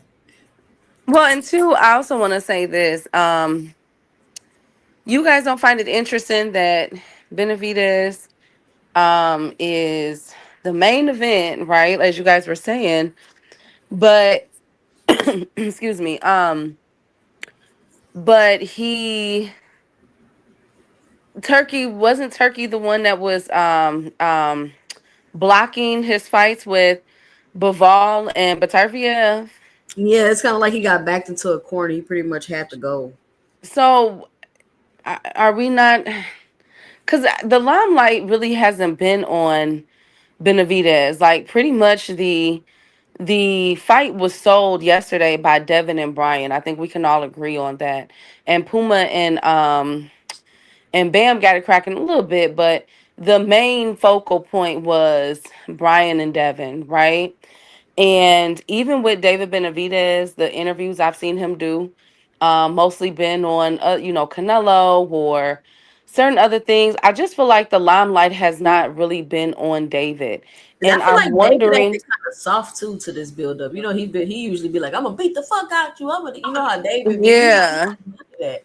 But I'm wondering if this was if it was intentional for it to be that way, like to not have the limelight on Dick. Like I feel like they're building up the winner of Devin versus Brian and not building up the contender of David Benavidez, who is David Benavidez, the next person. Of course, because think about the key. Think about it. Remember, the fight he's supposed to have was Callum Smith. But apparently, despite this man having all the money, he has unlimited funds. He has all money. He certainly could. He for some reason couldn't get Callum Smith to the table for David Benavidez. And then also, Bivol just went into hiding or whatever. Or he has his injury, all this other stuff. He don't want to give him Bivol. Yeah, because if he hypes up Benavidez, again, you got to think about who is committed to him and who isn't. And as much as they say he's giving us the good fights, he's also taking away good fights. And that's what he's saying. People always see that. I've said the same thing about Eddie Hearn. These people go out their way to make sure you don't get certain good fights. Exactly. For example, we could have potentially have gotten, even though Matias, Mr. Drug Cheat, we're gonna deal with that later. Which I'm so upset about. I'm so upset with him because I like Matias. Remember he bid on Matias fight and he made a big fuss because remember there's about Matias was talking about fighting, I think Antoine and somebody else, and he made a big stink about that, the guy that he ended up fighting. Yep. Remember he intervened to the big fight to make a fight. Wait a minute, now my spidey senses is tingling. Anyway, he went on his way to interject a unification so that he can fight the guy he just fought, and now Matias and Pop dirty, right? Right. Because they're gonna get whatever. I ain't gonna say get that belt hook or crook, but whatever, right? So well, they saying that Key with the T was saying before you came up that who was the interim? I think Pitbull is the interim or somebody's interim. Pitbull is the interim, so they might be elevating the Pitbull and the Lamont Roach fight might be elevated to the full WBC. Yeah, because Pitbull is the interim. So Pitbull is the interim. Yep, and then Dalton and Puello will either fight for the interim or fight for to be the title eliminator. Right, and so that means that so that Pitbull versus Lamont Roach fight could have even higher implications, which is a fight I'm actually looking forward to because I think the fight could be good as hell. But yeah, it's a whole big thing. But I'm not surprised that they're not super hyped. Again, to me, Turkey has not promoted this fight at all anyway. But y'all remember what I told you about Turkey and what I feel like he does to the American stars. Yeah, he's trying to decrease their value. Oh, absolutely. And I've been saying that for a long time too, but everyone, they just don't care because their guy, they see that their guy's winning right now and they're not looking at the health of the sport long term, right? Because what he's trying to do is break the market and make it he's going to make the market like where it's unworkable. And so think about this card. It's majority American fighters, but now the main event's going to start in the middle of the day. It's just about to be a mess, right? And so he hasn't promoted it. He started off I remember saying, I said the cards are going to get skimpier and skimpier. The promotion is going to get skimpier and skimpier.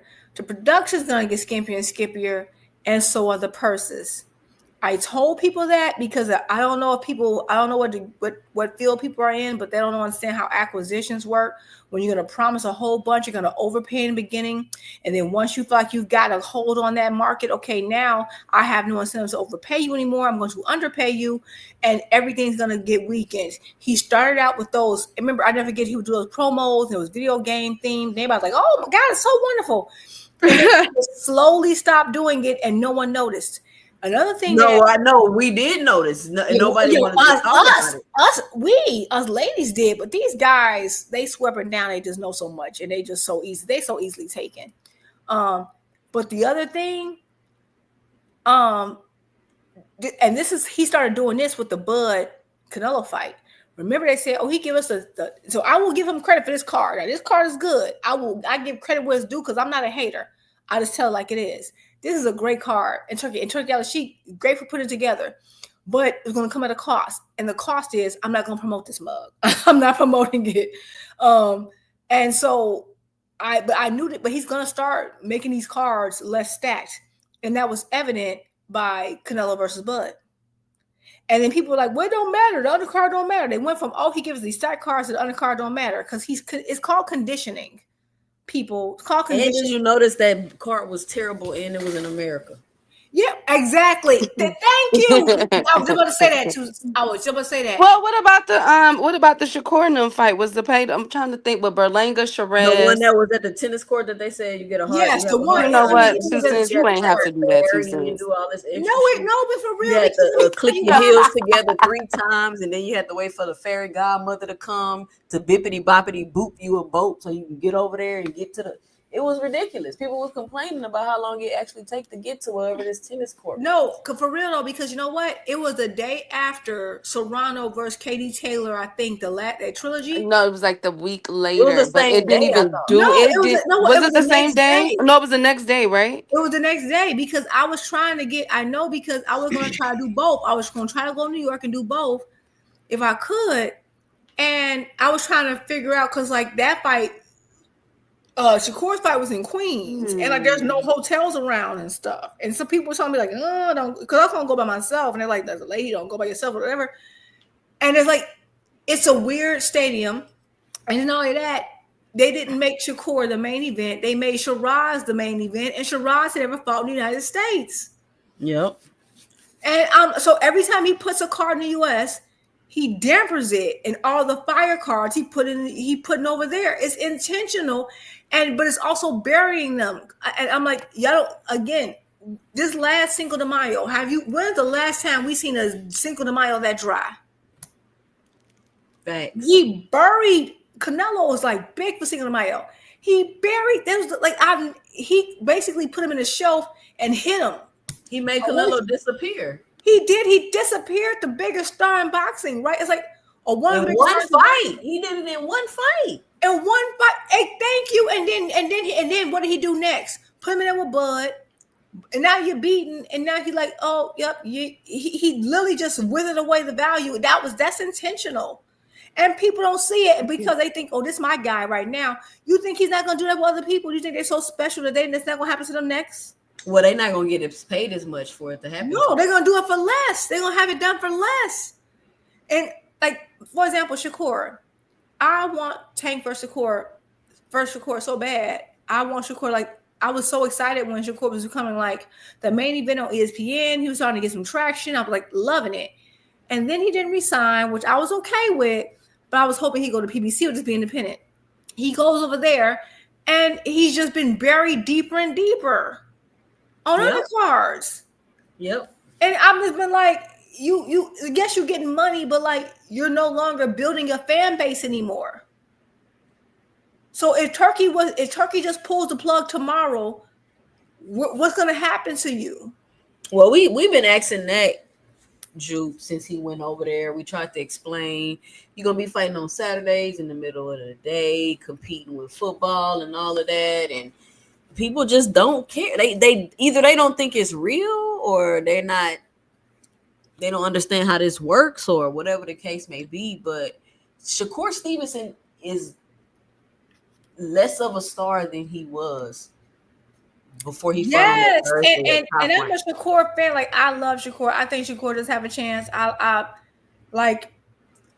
really was like, okay, and because again, I come from a different era that like you built like, and that's the problem with boxing is that people aren't. Hold on, but is this Benavidez son in here? Oh, look at him. Go on, baby. Do it, baby. Go on. That is so adorable. Work them shoulders. Yeah, it's just like people keep saying people keep clamoring for the fights of old while doing everything to destroy the possibility of it. Like Sugar Ray Leonard had all these other options because they built their own names.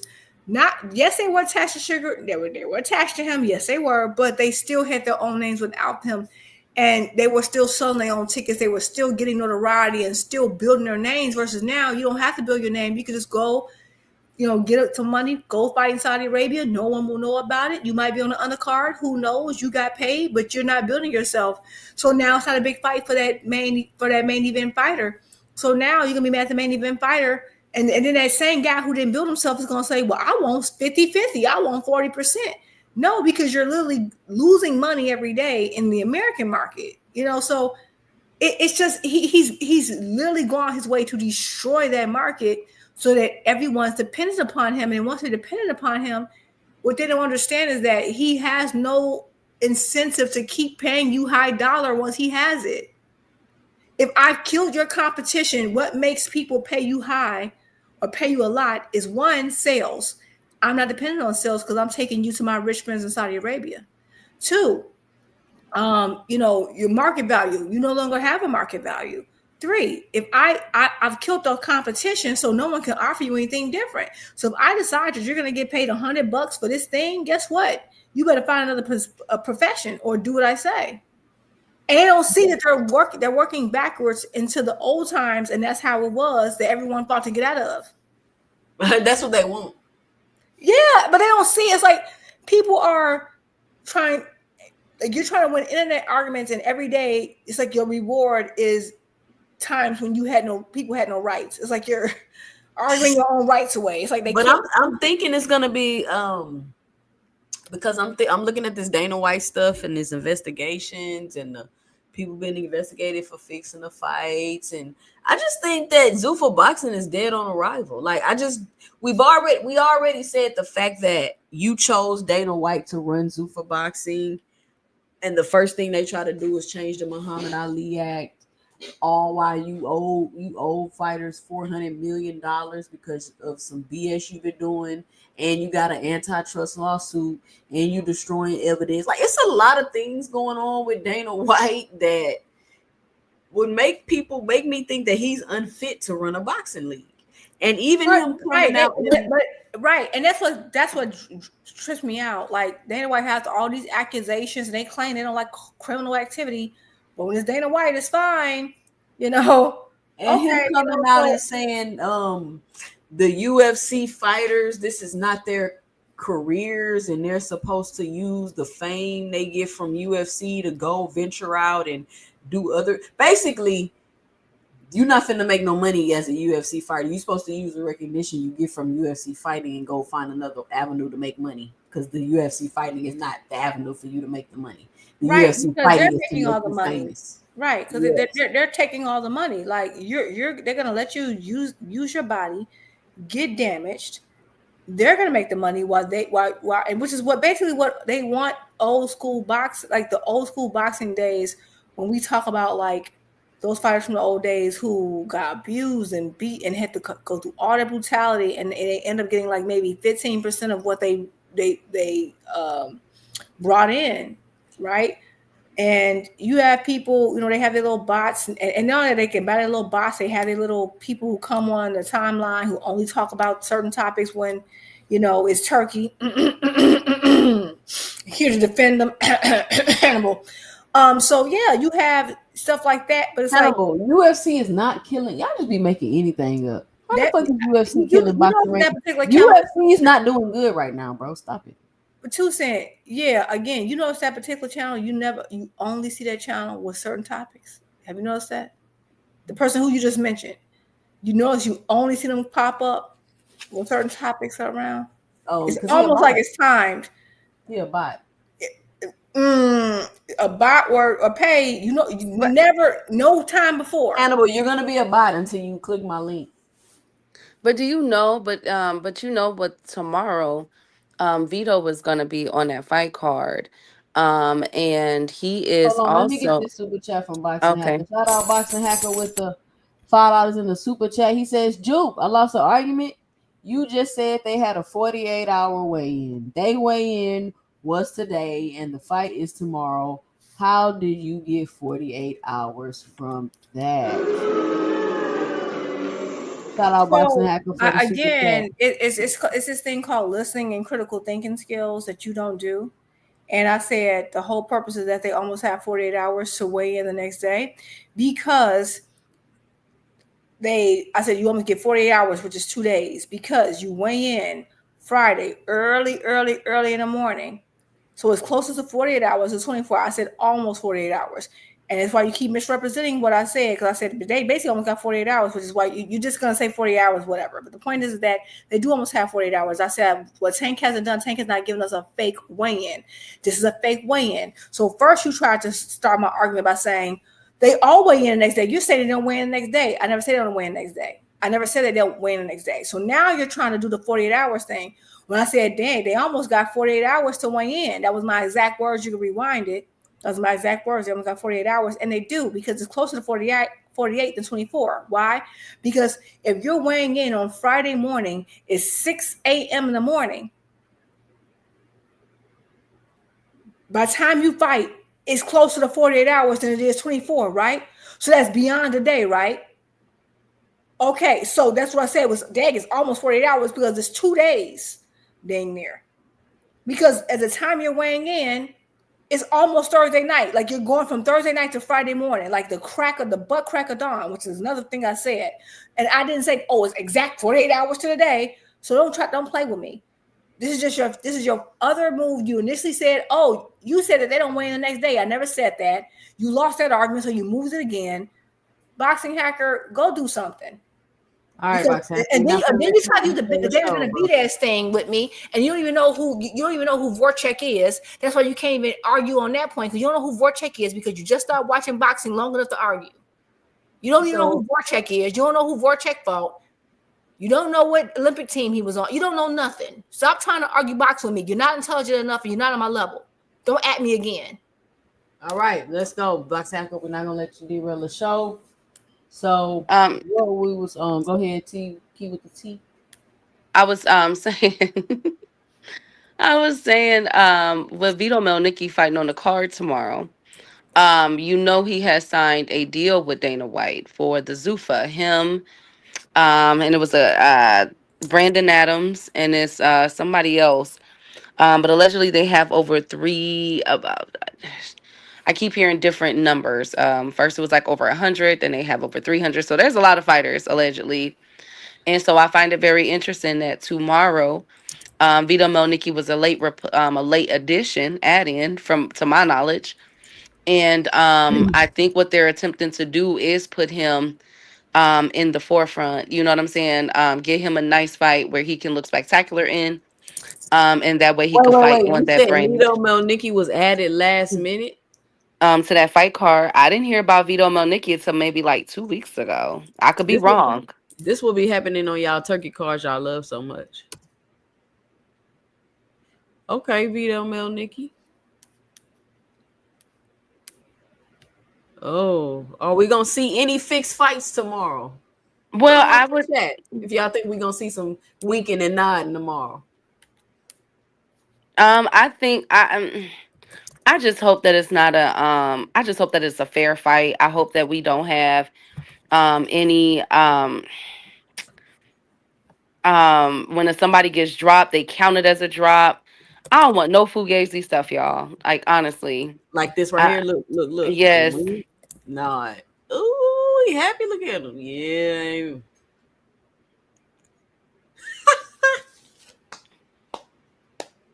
Yeah, I think that's what we can't have none of that. No. Have anybody heard anything about the ring size? Because I'm hearing conflicting reports. Somebody said it was 20 by something or 18 by 20. I can't remember. It's not a small ring, I didn't think. Okay. What you hearing? I heard my number that I heard was 18 by 18. No, it's not that small, I don't think. Does anybody know the ring size? Let me know in the chat. Let me know and drop below if you know the ring size. And you know who's also really important for tomorrow? The referees. We need to have some really good referees. Why we don't know that? Or the judges? Have y'all heard anything? No, I haven't heard anything about the refs or the judges. Are they using the AI judges over there?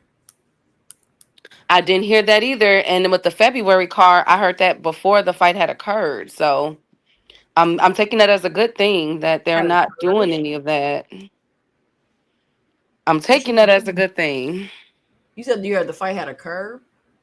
No, I had heard before the fight occurred that there was an AI judge for the February card, but for this one, I haven't heard any of that. So they using but they can't use the AI judges though. I don't know. I don't know. They probably can like use it just to see what it say, but I didn't think they could officially use it though. The refs and the judges, like if they got Tim Cheatham, that's gonna make a difference because we know how he get down. There's another judge, I forget his name, and then that ref, we need to make sure we have a ref that count the knockdowns. I did not like that ref for the Virgil Ortiz and Madrimov fight. I forget his name. He was letting Madrimov get away with so many things and did not dock him. So he just kept giving him warning after warning after warning. So I'm praying that we don't have him run into anything like that tomorrow. I want it to be, because like this might be like a, we know that this is a great card tomorrow, but to be honest with you guys, from 115 all the way to 75, we're seeing like these fights that's going to occur tomorrow is going to set the tone for 2026, as far as who's going to be fighting the main fights, the huge fights and everything. So we gotta, they gotta get this right, because this setting the tone. We got Abdullah, we got Vito, we got Devin and Brian, we got Benavidez. Like, this stuff setting the tone for next year, man. Seattle Rick 206 say Yard gonna wink and nod to Tunde, his trainer. Get me out of here. I think Anthony Yard is gonna be in for it. That pressure and those 90 punch combos Benavidez be throwing, that's gonna be too much for anybody. A lot of people believe that Yard got a shot, especially in the early rounds. I was talking to somebody about it today. They said ain't nobody ever stepped to Benavidez how Yard finna step to Benavidez. So they gonna see they what kind of Benavidez have made. I will say this. So since Benavidez has been at 175, I still got Benavidez, of course, but like Benavidez, I think my only concern with Benavidez is that Benavidez likes to fight. Like, he likes to get in there, you know what I'm saying? Like, he's gritty, he like all that. And I'm trying to think, like, who's the hardest puncher that I'm just trying to think, be open-minded. Who's the hardest puncher that Benavidez has faced? Morrell? Is it Morrell? Probably. And according to him, yes, it's Morrell. Now, Morrell can't pop. But I will say, Yard can punch. I've seen Yard, every high-level guy that Yard's got in the ring with, he's hurt him. He might not finish him because him and that stamina of his, but he's hurt him. He's hurt Kovalev. He hurt Beterbiev. Every high-level guy he's gotten there with, he hurt him or stunned them at least. So, because again, Benavidez he's the new guy in 175. Yard's been there for a while. So I think he's tasted harder punches than Benavidez. As a matter of fact, I know he has, because I'll never forget, to me, that Beterbiev versus Yard fight was one of the best fights of the year when it happened. Yard took some punishment, but he was giving it back. He eventually folded, but it wasn't without like Beterbiev having to go through absolute hell. So if there's any of that left in Yard, Beterbiev, I'm sorry, if there's any of that left in Yard, I don't think it would be unwise for Benavidez is like this gold for the jugular like he normally does. You know what I'm saying? He will have to put some defense on, because I will say he really does hurt people. Yeah. Abdullah and Benavidez on Chinny Watch. I don't think Abdullah Mason is chinny. I think he's just drained and cutting too much weight, honestly. I don't think Abdullah Mason is chinny. Now, like, think about what I've realized now and thinking about Abdullah's situation. Like, we got Terrence Crawford, who we thought was chinny, when really he was just a weight bully. We got Devin Haney, who we thought was chinny, when really he was just being a weight bully. Like, we thinking these fighters is chinny because we watching them at the smaller weight classes getting rocked, when in actuality they're just drained and they've cut too much weight. Like Rolly Romero, he's came out and said that he's been cutting too much weight. We think Rolly ain't got no chin. Rolly, that may be true, but we don't know. But all I'm saying is these fighters were getting rocked and wobbled at lower weight classes when they were cutting a ton of weight and too big for weight classes. So yeah, I think that's especially true of, like, people always talk about Bud, and I'm gonna defend him here. When people talk about Bud Crawford getting hurt back then, boy, I remember during that time, and that was a big fight for him. I was thinking, like, Bud, you know dang on well you should be in the 135. Bud should not have been at 135. I think about, if you look at him today, it was ridiculous. Just like I think about Haney. Haney fighting 135, it was always ridiculous. It was ridiculous. Like, bro, you're bigger than everybody at welterweight now. Like, why were you at 135? You shouldn't have been, but fine. I think that's part of it. Rolly was getting hurt at 140. I just think that I think Rolly Rolly looked good at 135 up until he just didn't, right? And then he went with a 140, he didn't. We won't know about Rolly's chin at 147 until he really gets hit with anything, because Ryan wasn't able to hit him with anything because the defense was so tight. So I need to see Rolly again at 147. But Devin, yes, I think that Devin has such a sizable advantage. He can kind of give up. He wasn't worried about his chin because these little dudes weren't able to do too much damage because he was just so big. Yep. So he can sacrifice that, you know. So I think I think Devin is like Devin. I don't think, and looking by the looks of it, I don't see him being at 147 that long either. I don't see it. I mean, I don't see him moving up though to 54. So I think he's done after that. If based on what I'm saying, unless he's gonna go vegan or something. I mean, come on, man. 154 for Devin? I don't know about that. That's his net. Have you ever seen him? Okay. Have you ever seen him next to Bud Crawford? Yeah, he's huge, but he's bigger than Bud. Is he gonna compete at 50? Why is he And then I heard him say in the interview, and then I'm gonna go around and let everybody get their final 2 cents. I heard him say in the interview that basically he said, I was cutting all that weight, putting myself in a disadvantage. And I'm like, if cutting the weight is putting you at a disadvantage, why are you doing it? Because it put him at an advantage. Because guess what? You don't have to have a full chin for these little dudes. Because one thing you can do that they can't do, for example, he fought Loma. Yeah, you might be cutting more weight than him and you might feel terrible that day. But one thing Loma can't do, Loma can't rehydrate 25 pounds in a day. He can't do it. He don't have the frame. He'll be fat. Yep. You can though. So that can keep you from going down, because Loma can punch you with everything. You're gonna absorb it. You're bigger. Well, he think he finna absorb these Brian Norman punches. But Juke, give me your final 2 cents. What you got for the show? But before you start, thank you for everybody that joined me tonight.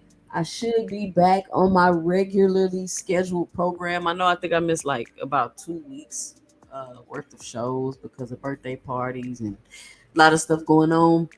But I should be back. I'll be on vacation next week, so we should be doing a lot of pop-up lives next week. So y'all make sure y'all come through when y'all see me live. Punch that like and subscribe button if you haven't already, and turn on that notification bell so you can be notified when I'm live. Shout out to everybody in the chat. If you're listening to the replay of this live, be sure to let me know and drop it below your 2 cents.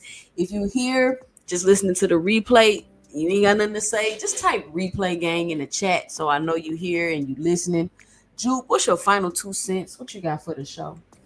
I just want to say that it's a pleasure always talking with you ladies. I feel like y'all, even if we disagree, we can disagree respectfully, and y'all just have such good boxing brains and minds, and you're not so overly emotional and attached to fighter that you can't, break the fight down. So I would just say, like, I'm excited for tomorrow's card. I might not be a fan of Turkey, but I believe in giving credit where it's due. This is a really good card. I like the whole card. Now, I'll be real. The person that I'm the most nervous for is Abdullah. And I know, I think a couple people, like, drinking my water, was like, don't worry, don't. And same thing with KO. I don't know why. I just think because Abdullah's so young and this is like a big stage and you're away from home, it's a lot of factors. And I was looking at Sam Noakes. Sam Noakes got some pop, man. And I just know Abdullah sometimes has lapses. And I don't think I think that's just a growing pains issue, right? He's just young and it's going to happen. And I'm just nervous for him. I want him to win so bad. I really want Abdullah to win. So that's the person I'm actually most nervous for. Everyone else, like, okay, well, Benavidez, I don't want Benavidez to, I know everybody like, oh, he's going to win. It's like, it's just foregone conclusion. I just don't want him, because sometimes with fighters, you rise to an occasion, but everyone thinks you're going to win. It kind of relaxes you. And I just think that that's not something you want to do with Yards. Yes, people might not feel Yard is most technical. He has, he gets tired. But Yard does have more experience at 175 than Benavidez, and I'm sorry, he might, besides Morrell, might be the hardest puncher. And Yard don't mind taking a ton of punches to get his off. And from what I've seen in Benavidez, he got popped, but he's not a one punch knockout artist at 175, at least not so far. So I just want to be careful. Bam, I think that's gonna be an exciting fight too. When it comes to Haney versus Norman, I like the fight. I'm gonna pick Haney again because it's not that I don't like Norman, or it's just that I just don't have a lot to go off of. He just started fighting 12-round fights. He's never been 12 rounds. I haven't seen enough of him, right? But he does have the momentum on his side. He has taken punches from bigger men because he's been fighting guys his size, right? So he does have that advantage. It's just that I haven't seen him enough with like pure boxers enough to really know. Devin, I would have picked Devin. I don't think I've ever picked against Devin. It's just like I said before. It's just that his last two fights, he's the opposite of what Norman's been doing. Like Norman's been on the uptick. Devin's last two fights haven't been as great, but I also want to give him grace because you fought, Ryan cheated, and then you had the situation where you're trying to get your, confidence up. So I'm gonna give him that grace. But I can absolutely see it going the opposite way too. But also I just saw some when I was watching like some fight film on Norman. Norman gets hit with jabs a lot, and I was like, you can't be getting hit with jabs like that consistently and fight with All jabs. you gotta do is go throw straight down the middle, 1, 2, whop, whop, whop, whop. Yeah, like it's just like this really could go either way. It's just like with like Norman and him getting hit with the jabs is like, you can't fight a jabber and not have an answer for the jab. Although I have seen some answers for it, it just wasn't against a competition that's at Haney's level yet. He could surprise us, so I'm gonna be pleasantly. No matter who win that fight, I'm gonna be happy for the winner, sad for the loser. They'll be okay. So that fight don't really stress me out. I'm just happy to see what happens. And I'm just ready for it. I hope that the next fight we have like this will eventually be in the United States so they can be promoted correctly. But that's all I got for y'all, and I will let you guys go. Jupe. Shout out to Jupe coming up on the panel. Y'all give Jupe a round of applause for coming up. Key with the T. What's your final 2 cents? What you got for the show? Well, again, thank you guys for having me. Shout out to 2 Cents. Make sure you guys like, subscribe to her channel. And salute to the beautiful Queen Jupe. Loved everything that she said. Her breakdown. No quarrels from me here. What I will say, real quick, I didn't get to the Mario Barrios and Ryan Garcia situation. It is a situation. That fight is not fully done as of yet. I'm What? hearing. I just signed the contract. Well, that was a blank sheet of paper. That it was revealed that was a fake. But allegedly, they're having some kinks worked out. I'm hearing that there's some issues between Ryan and Oscar, and I'm hearing that there is some issues between Golden Boy and PBC. So keep your eyes open and y'all ears to these boxing streets to see what's going to happen with that. Do I think that fight will be solidified? It should be, but we know how Oscar get down. If Oscar say no to something or something ain't right, he will pull Ryan. We've already seen it.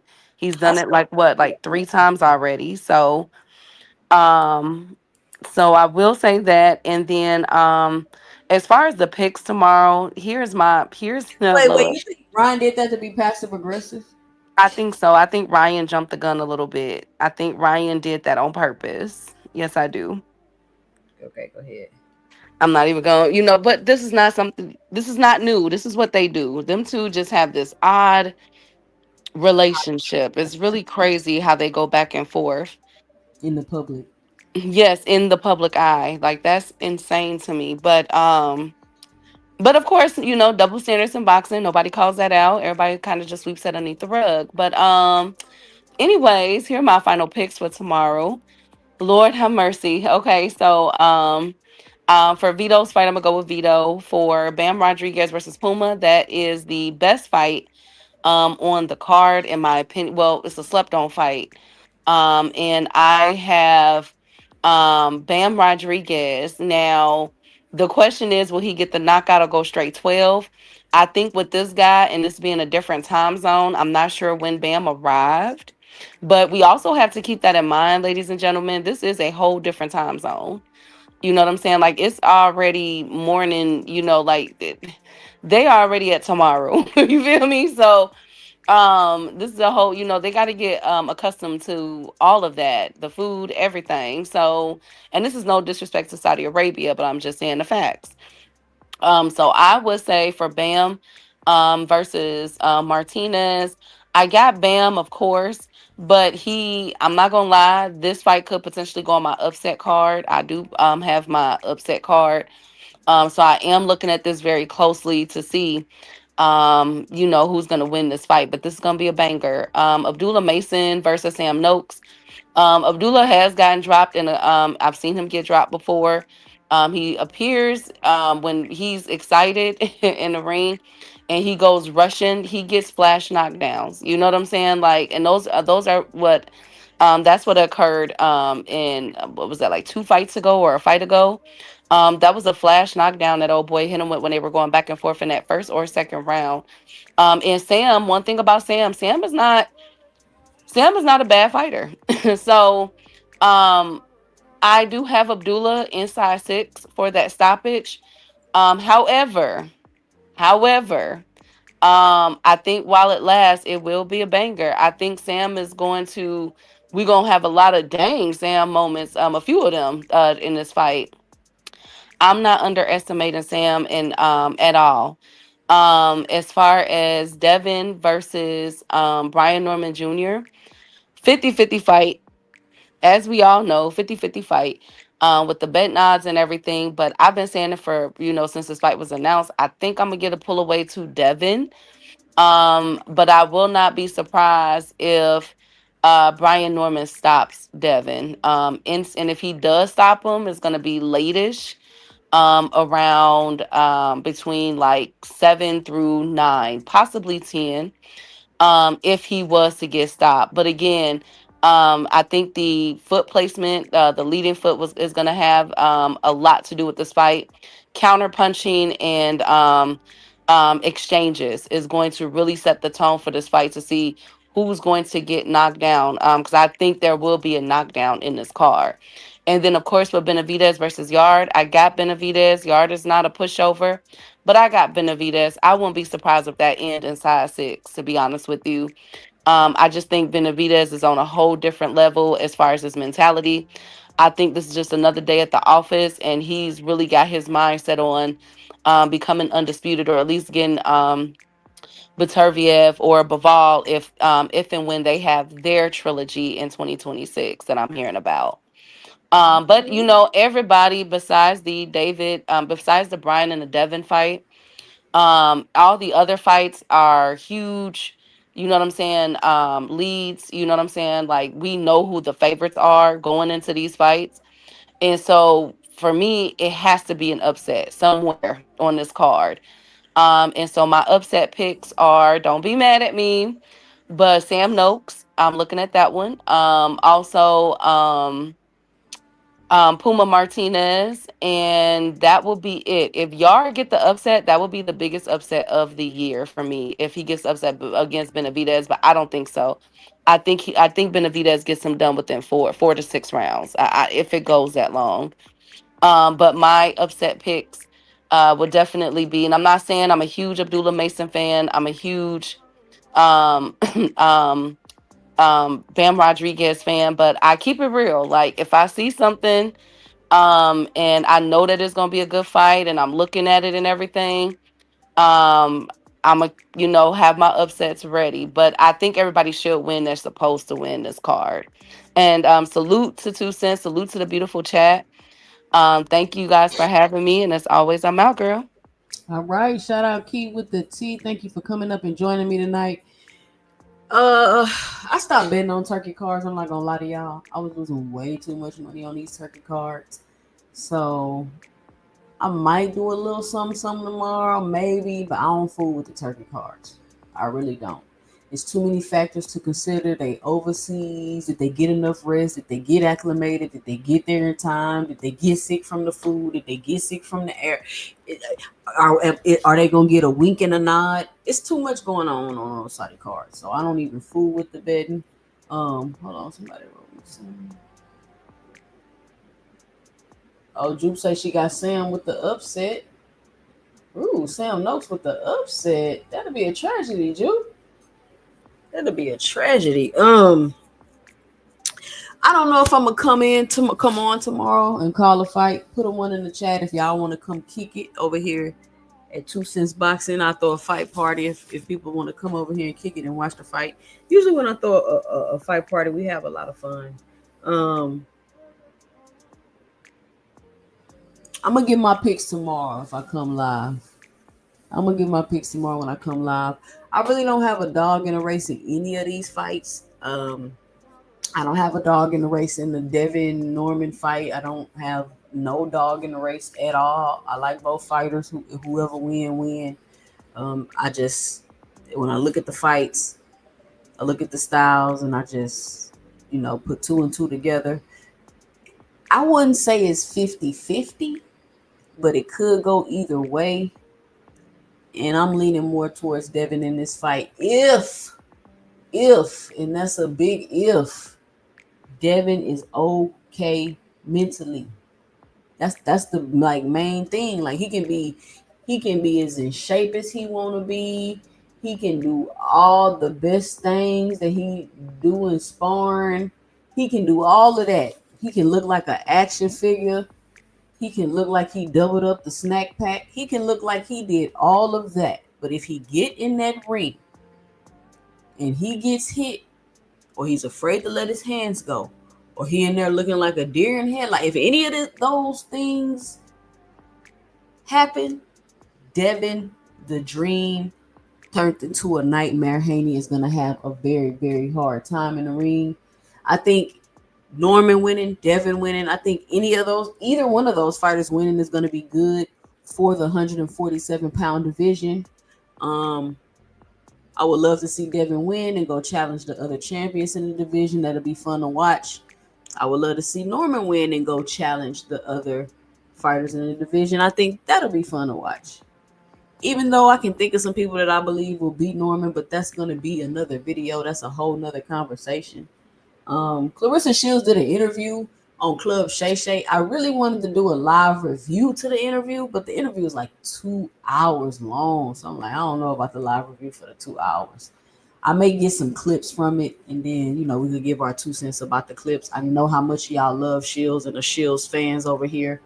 So I may do that, or I might make a video about it. I don't know. But shout out to everybody that joined me today, everybody in the chat, Lee Jackson, Juke, On the Money Line, Benny Boca, Drink More Water, Track N 327, Poe Ponda, J.A. Dixon, Seattle Rick 206, Too Rich Boxing, Chef Boy RC1, Knight Rider, Lee Jackson. Who else we got in the building? Hannibal 54689. This just sound like a bot. Hannibal 54689. Boxing Hacker, Knuckle Sandwich, Marcus Bridges. Who else we got? Gecko Kid Marco. I think that's everybody. Dime Breed 999. Boxing with 2-4. All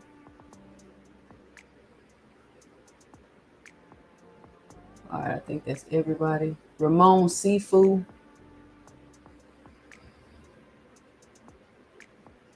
Mr. Shelton was in the building. Rip Sweets. Knight Rider, did I say your name already? Paid in Full was in the building. Mr. Greg was in the building. Shout out to everybody that joined me today. All Things was in the building. If I missed your name, thank you for coming through. I appreciate it. I may be live again tomorrow, but it's so many people that be going live for the fight, and I just be like, why I gotta go live if everybody else live? But I have so much fun when I get to go live and talk to y'all about the fight. So make sure you got that bell icon turned on if you haven't turned it on already, so you can be notified when I go live. It's fight night eve. Big day tomorrow. It's going to be fights on all day. Make sure y'all tune in when I go live so we can watch this fight together. And listen, if you don't want your host all in the videos, cussing you out, kicking you off the panel, leaving you in the background, muting you when you trying to talk, come on over to 2 Cents Boxing, where we talk everything boxing, and everybody's entitled to their own opinion.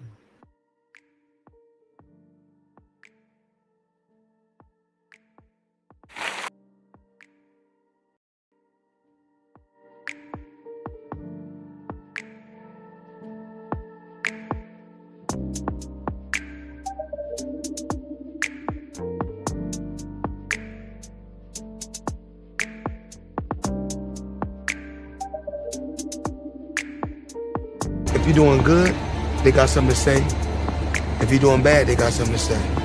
So, do what makes you happy. Because you see this jet, you see this private jet that we own? I got it because I did what the fuck I wanted to do. I made over $1 billion, you know why? Because I did what the fuck I wanted to do. I'm gonna always tell Tank, do what the fuck you wanna do.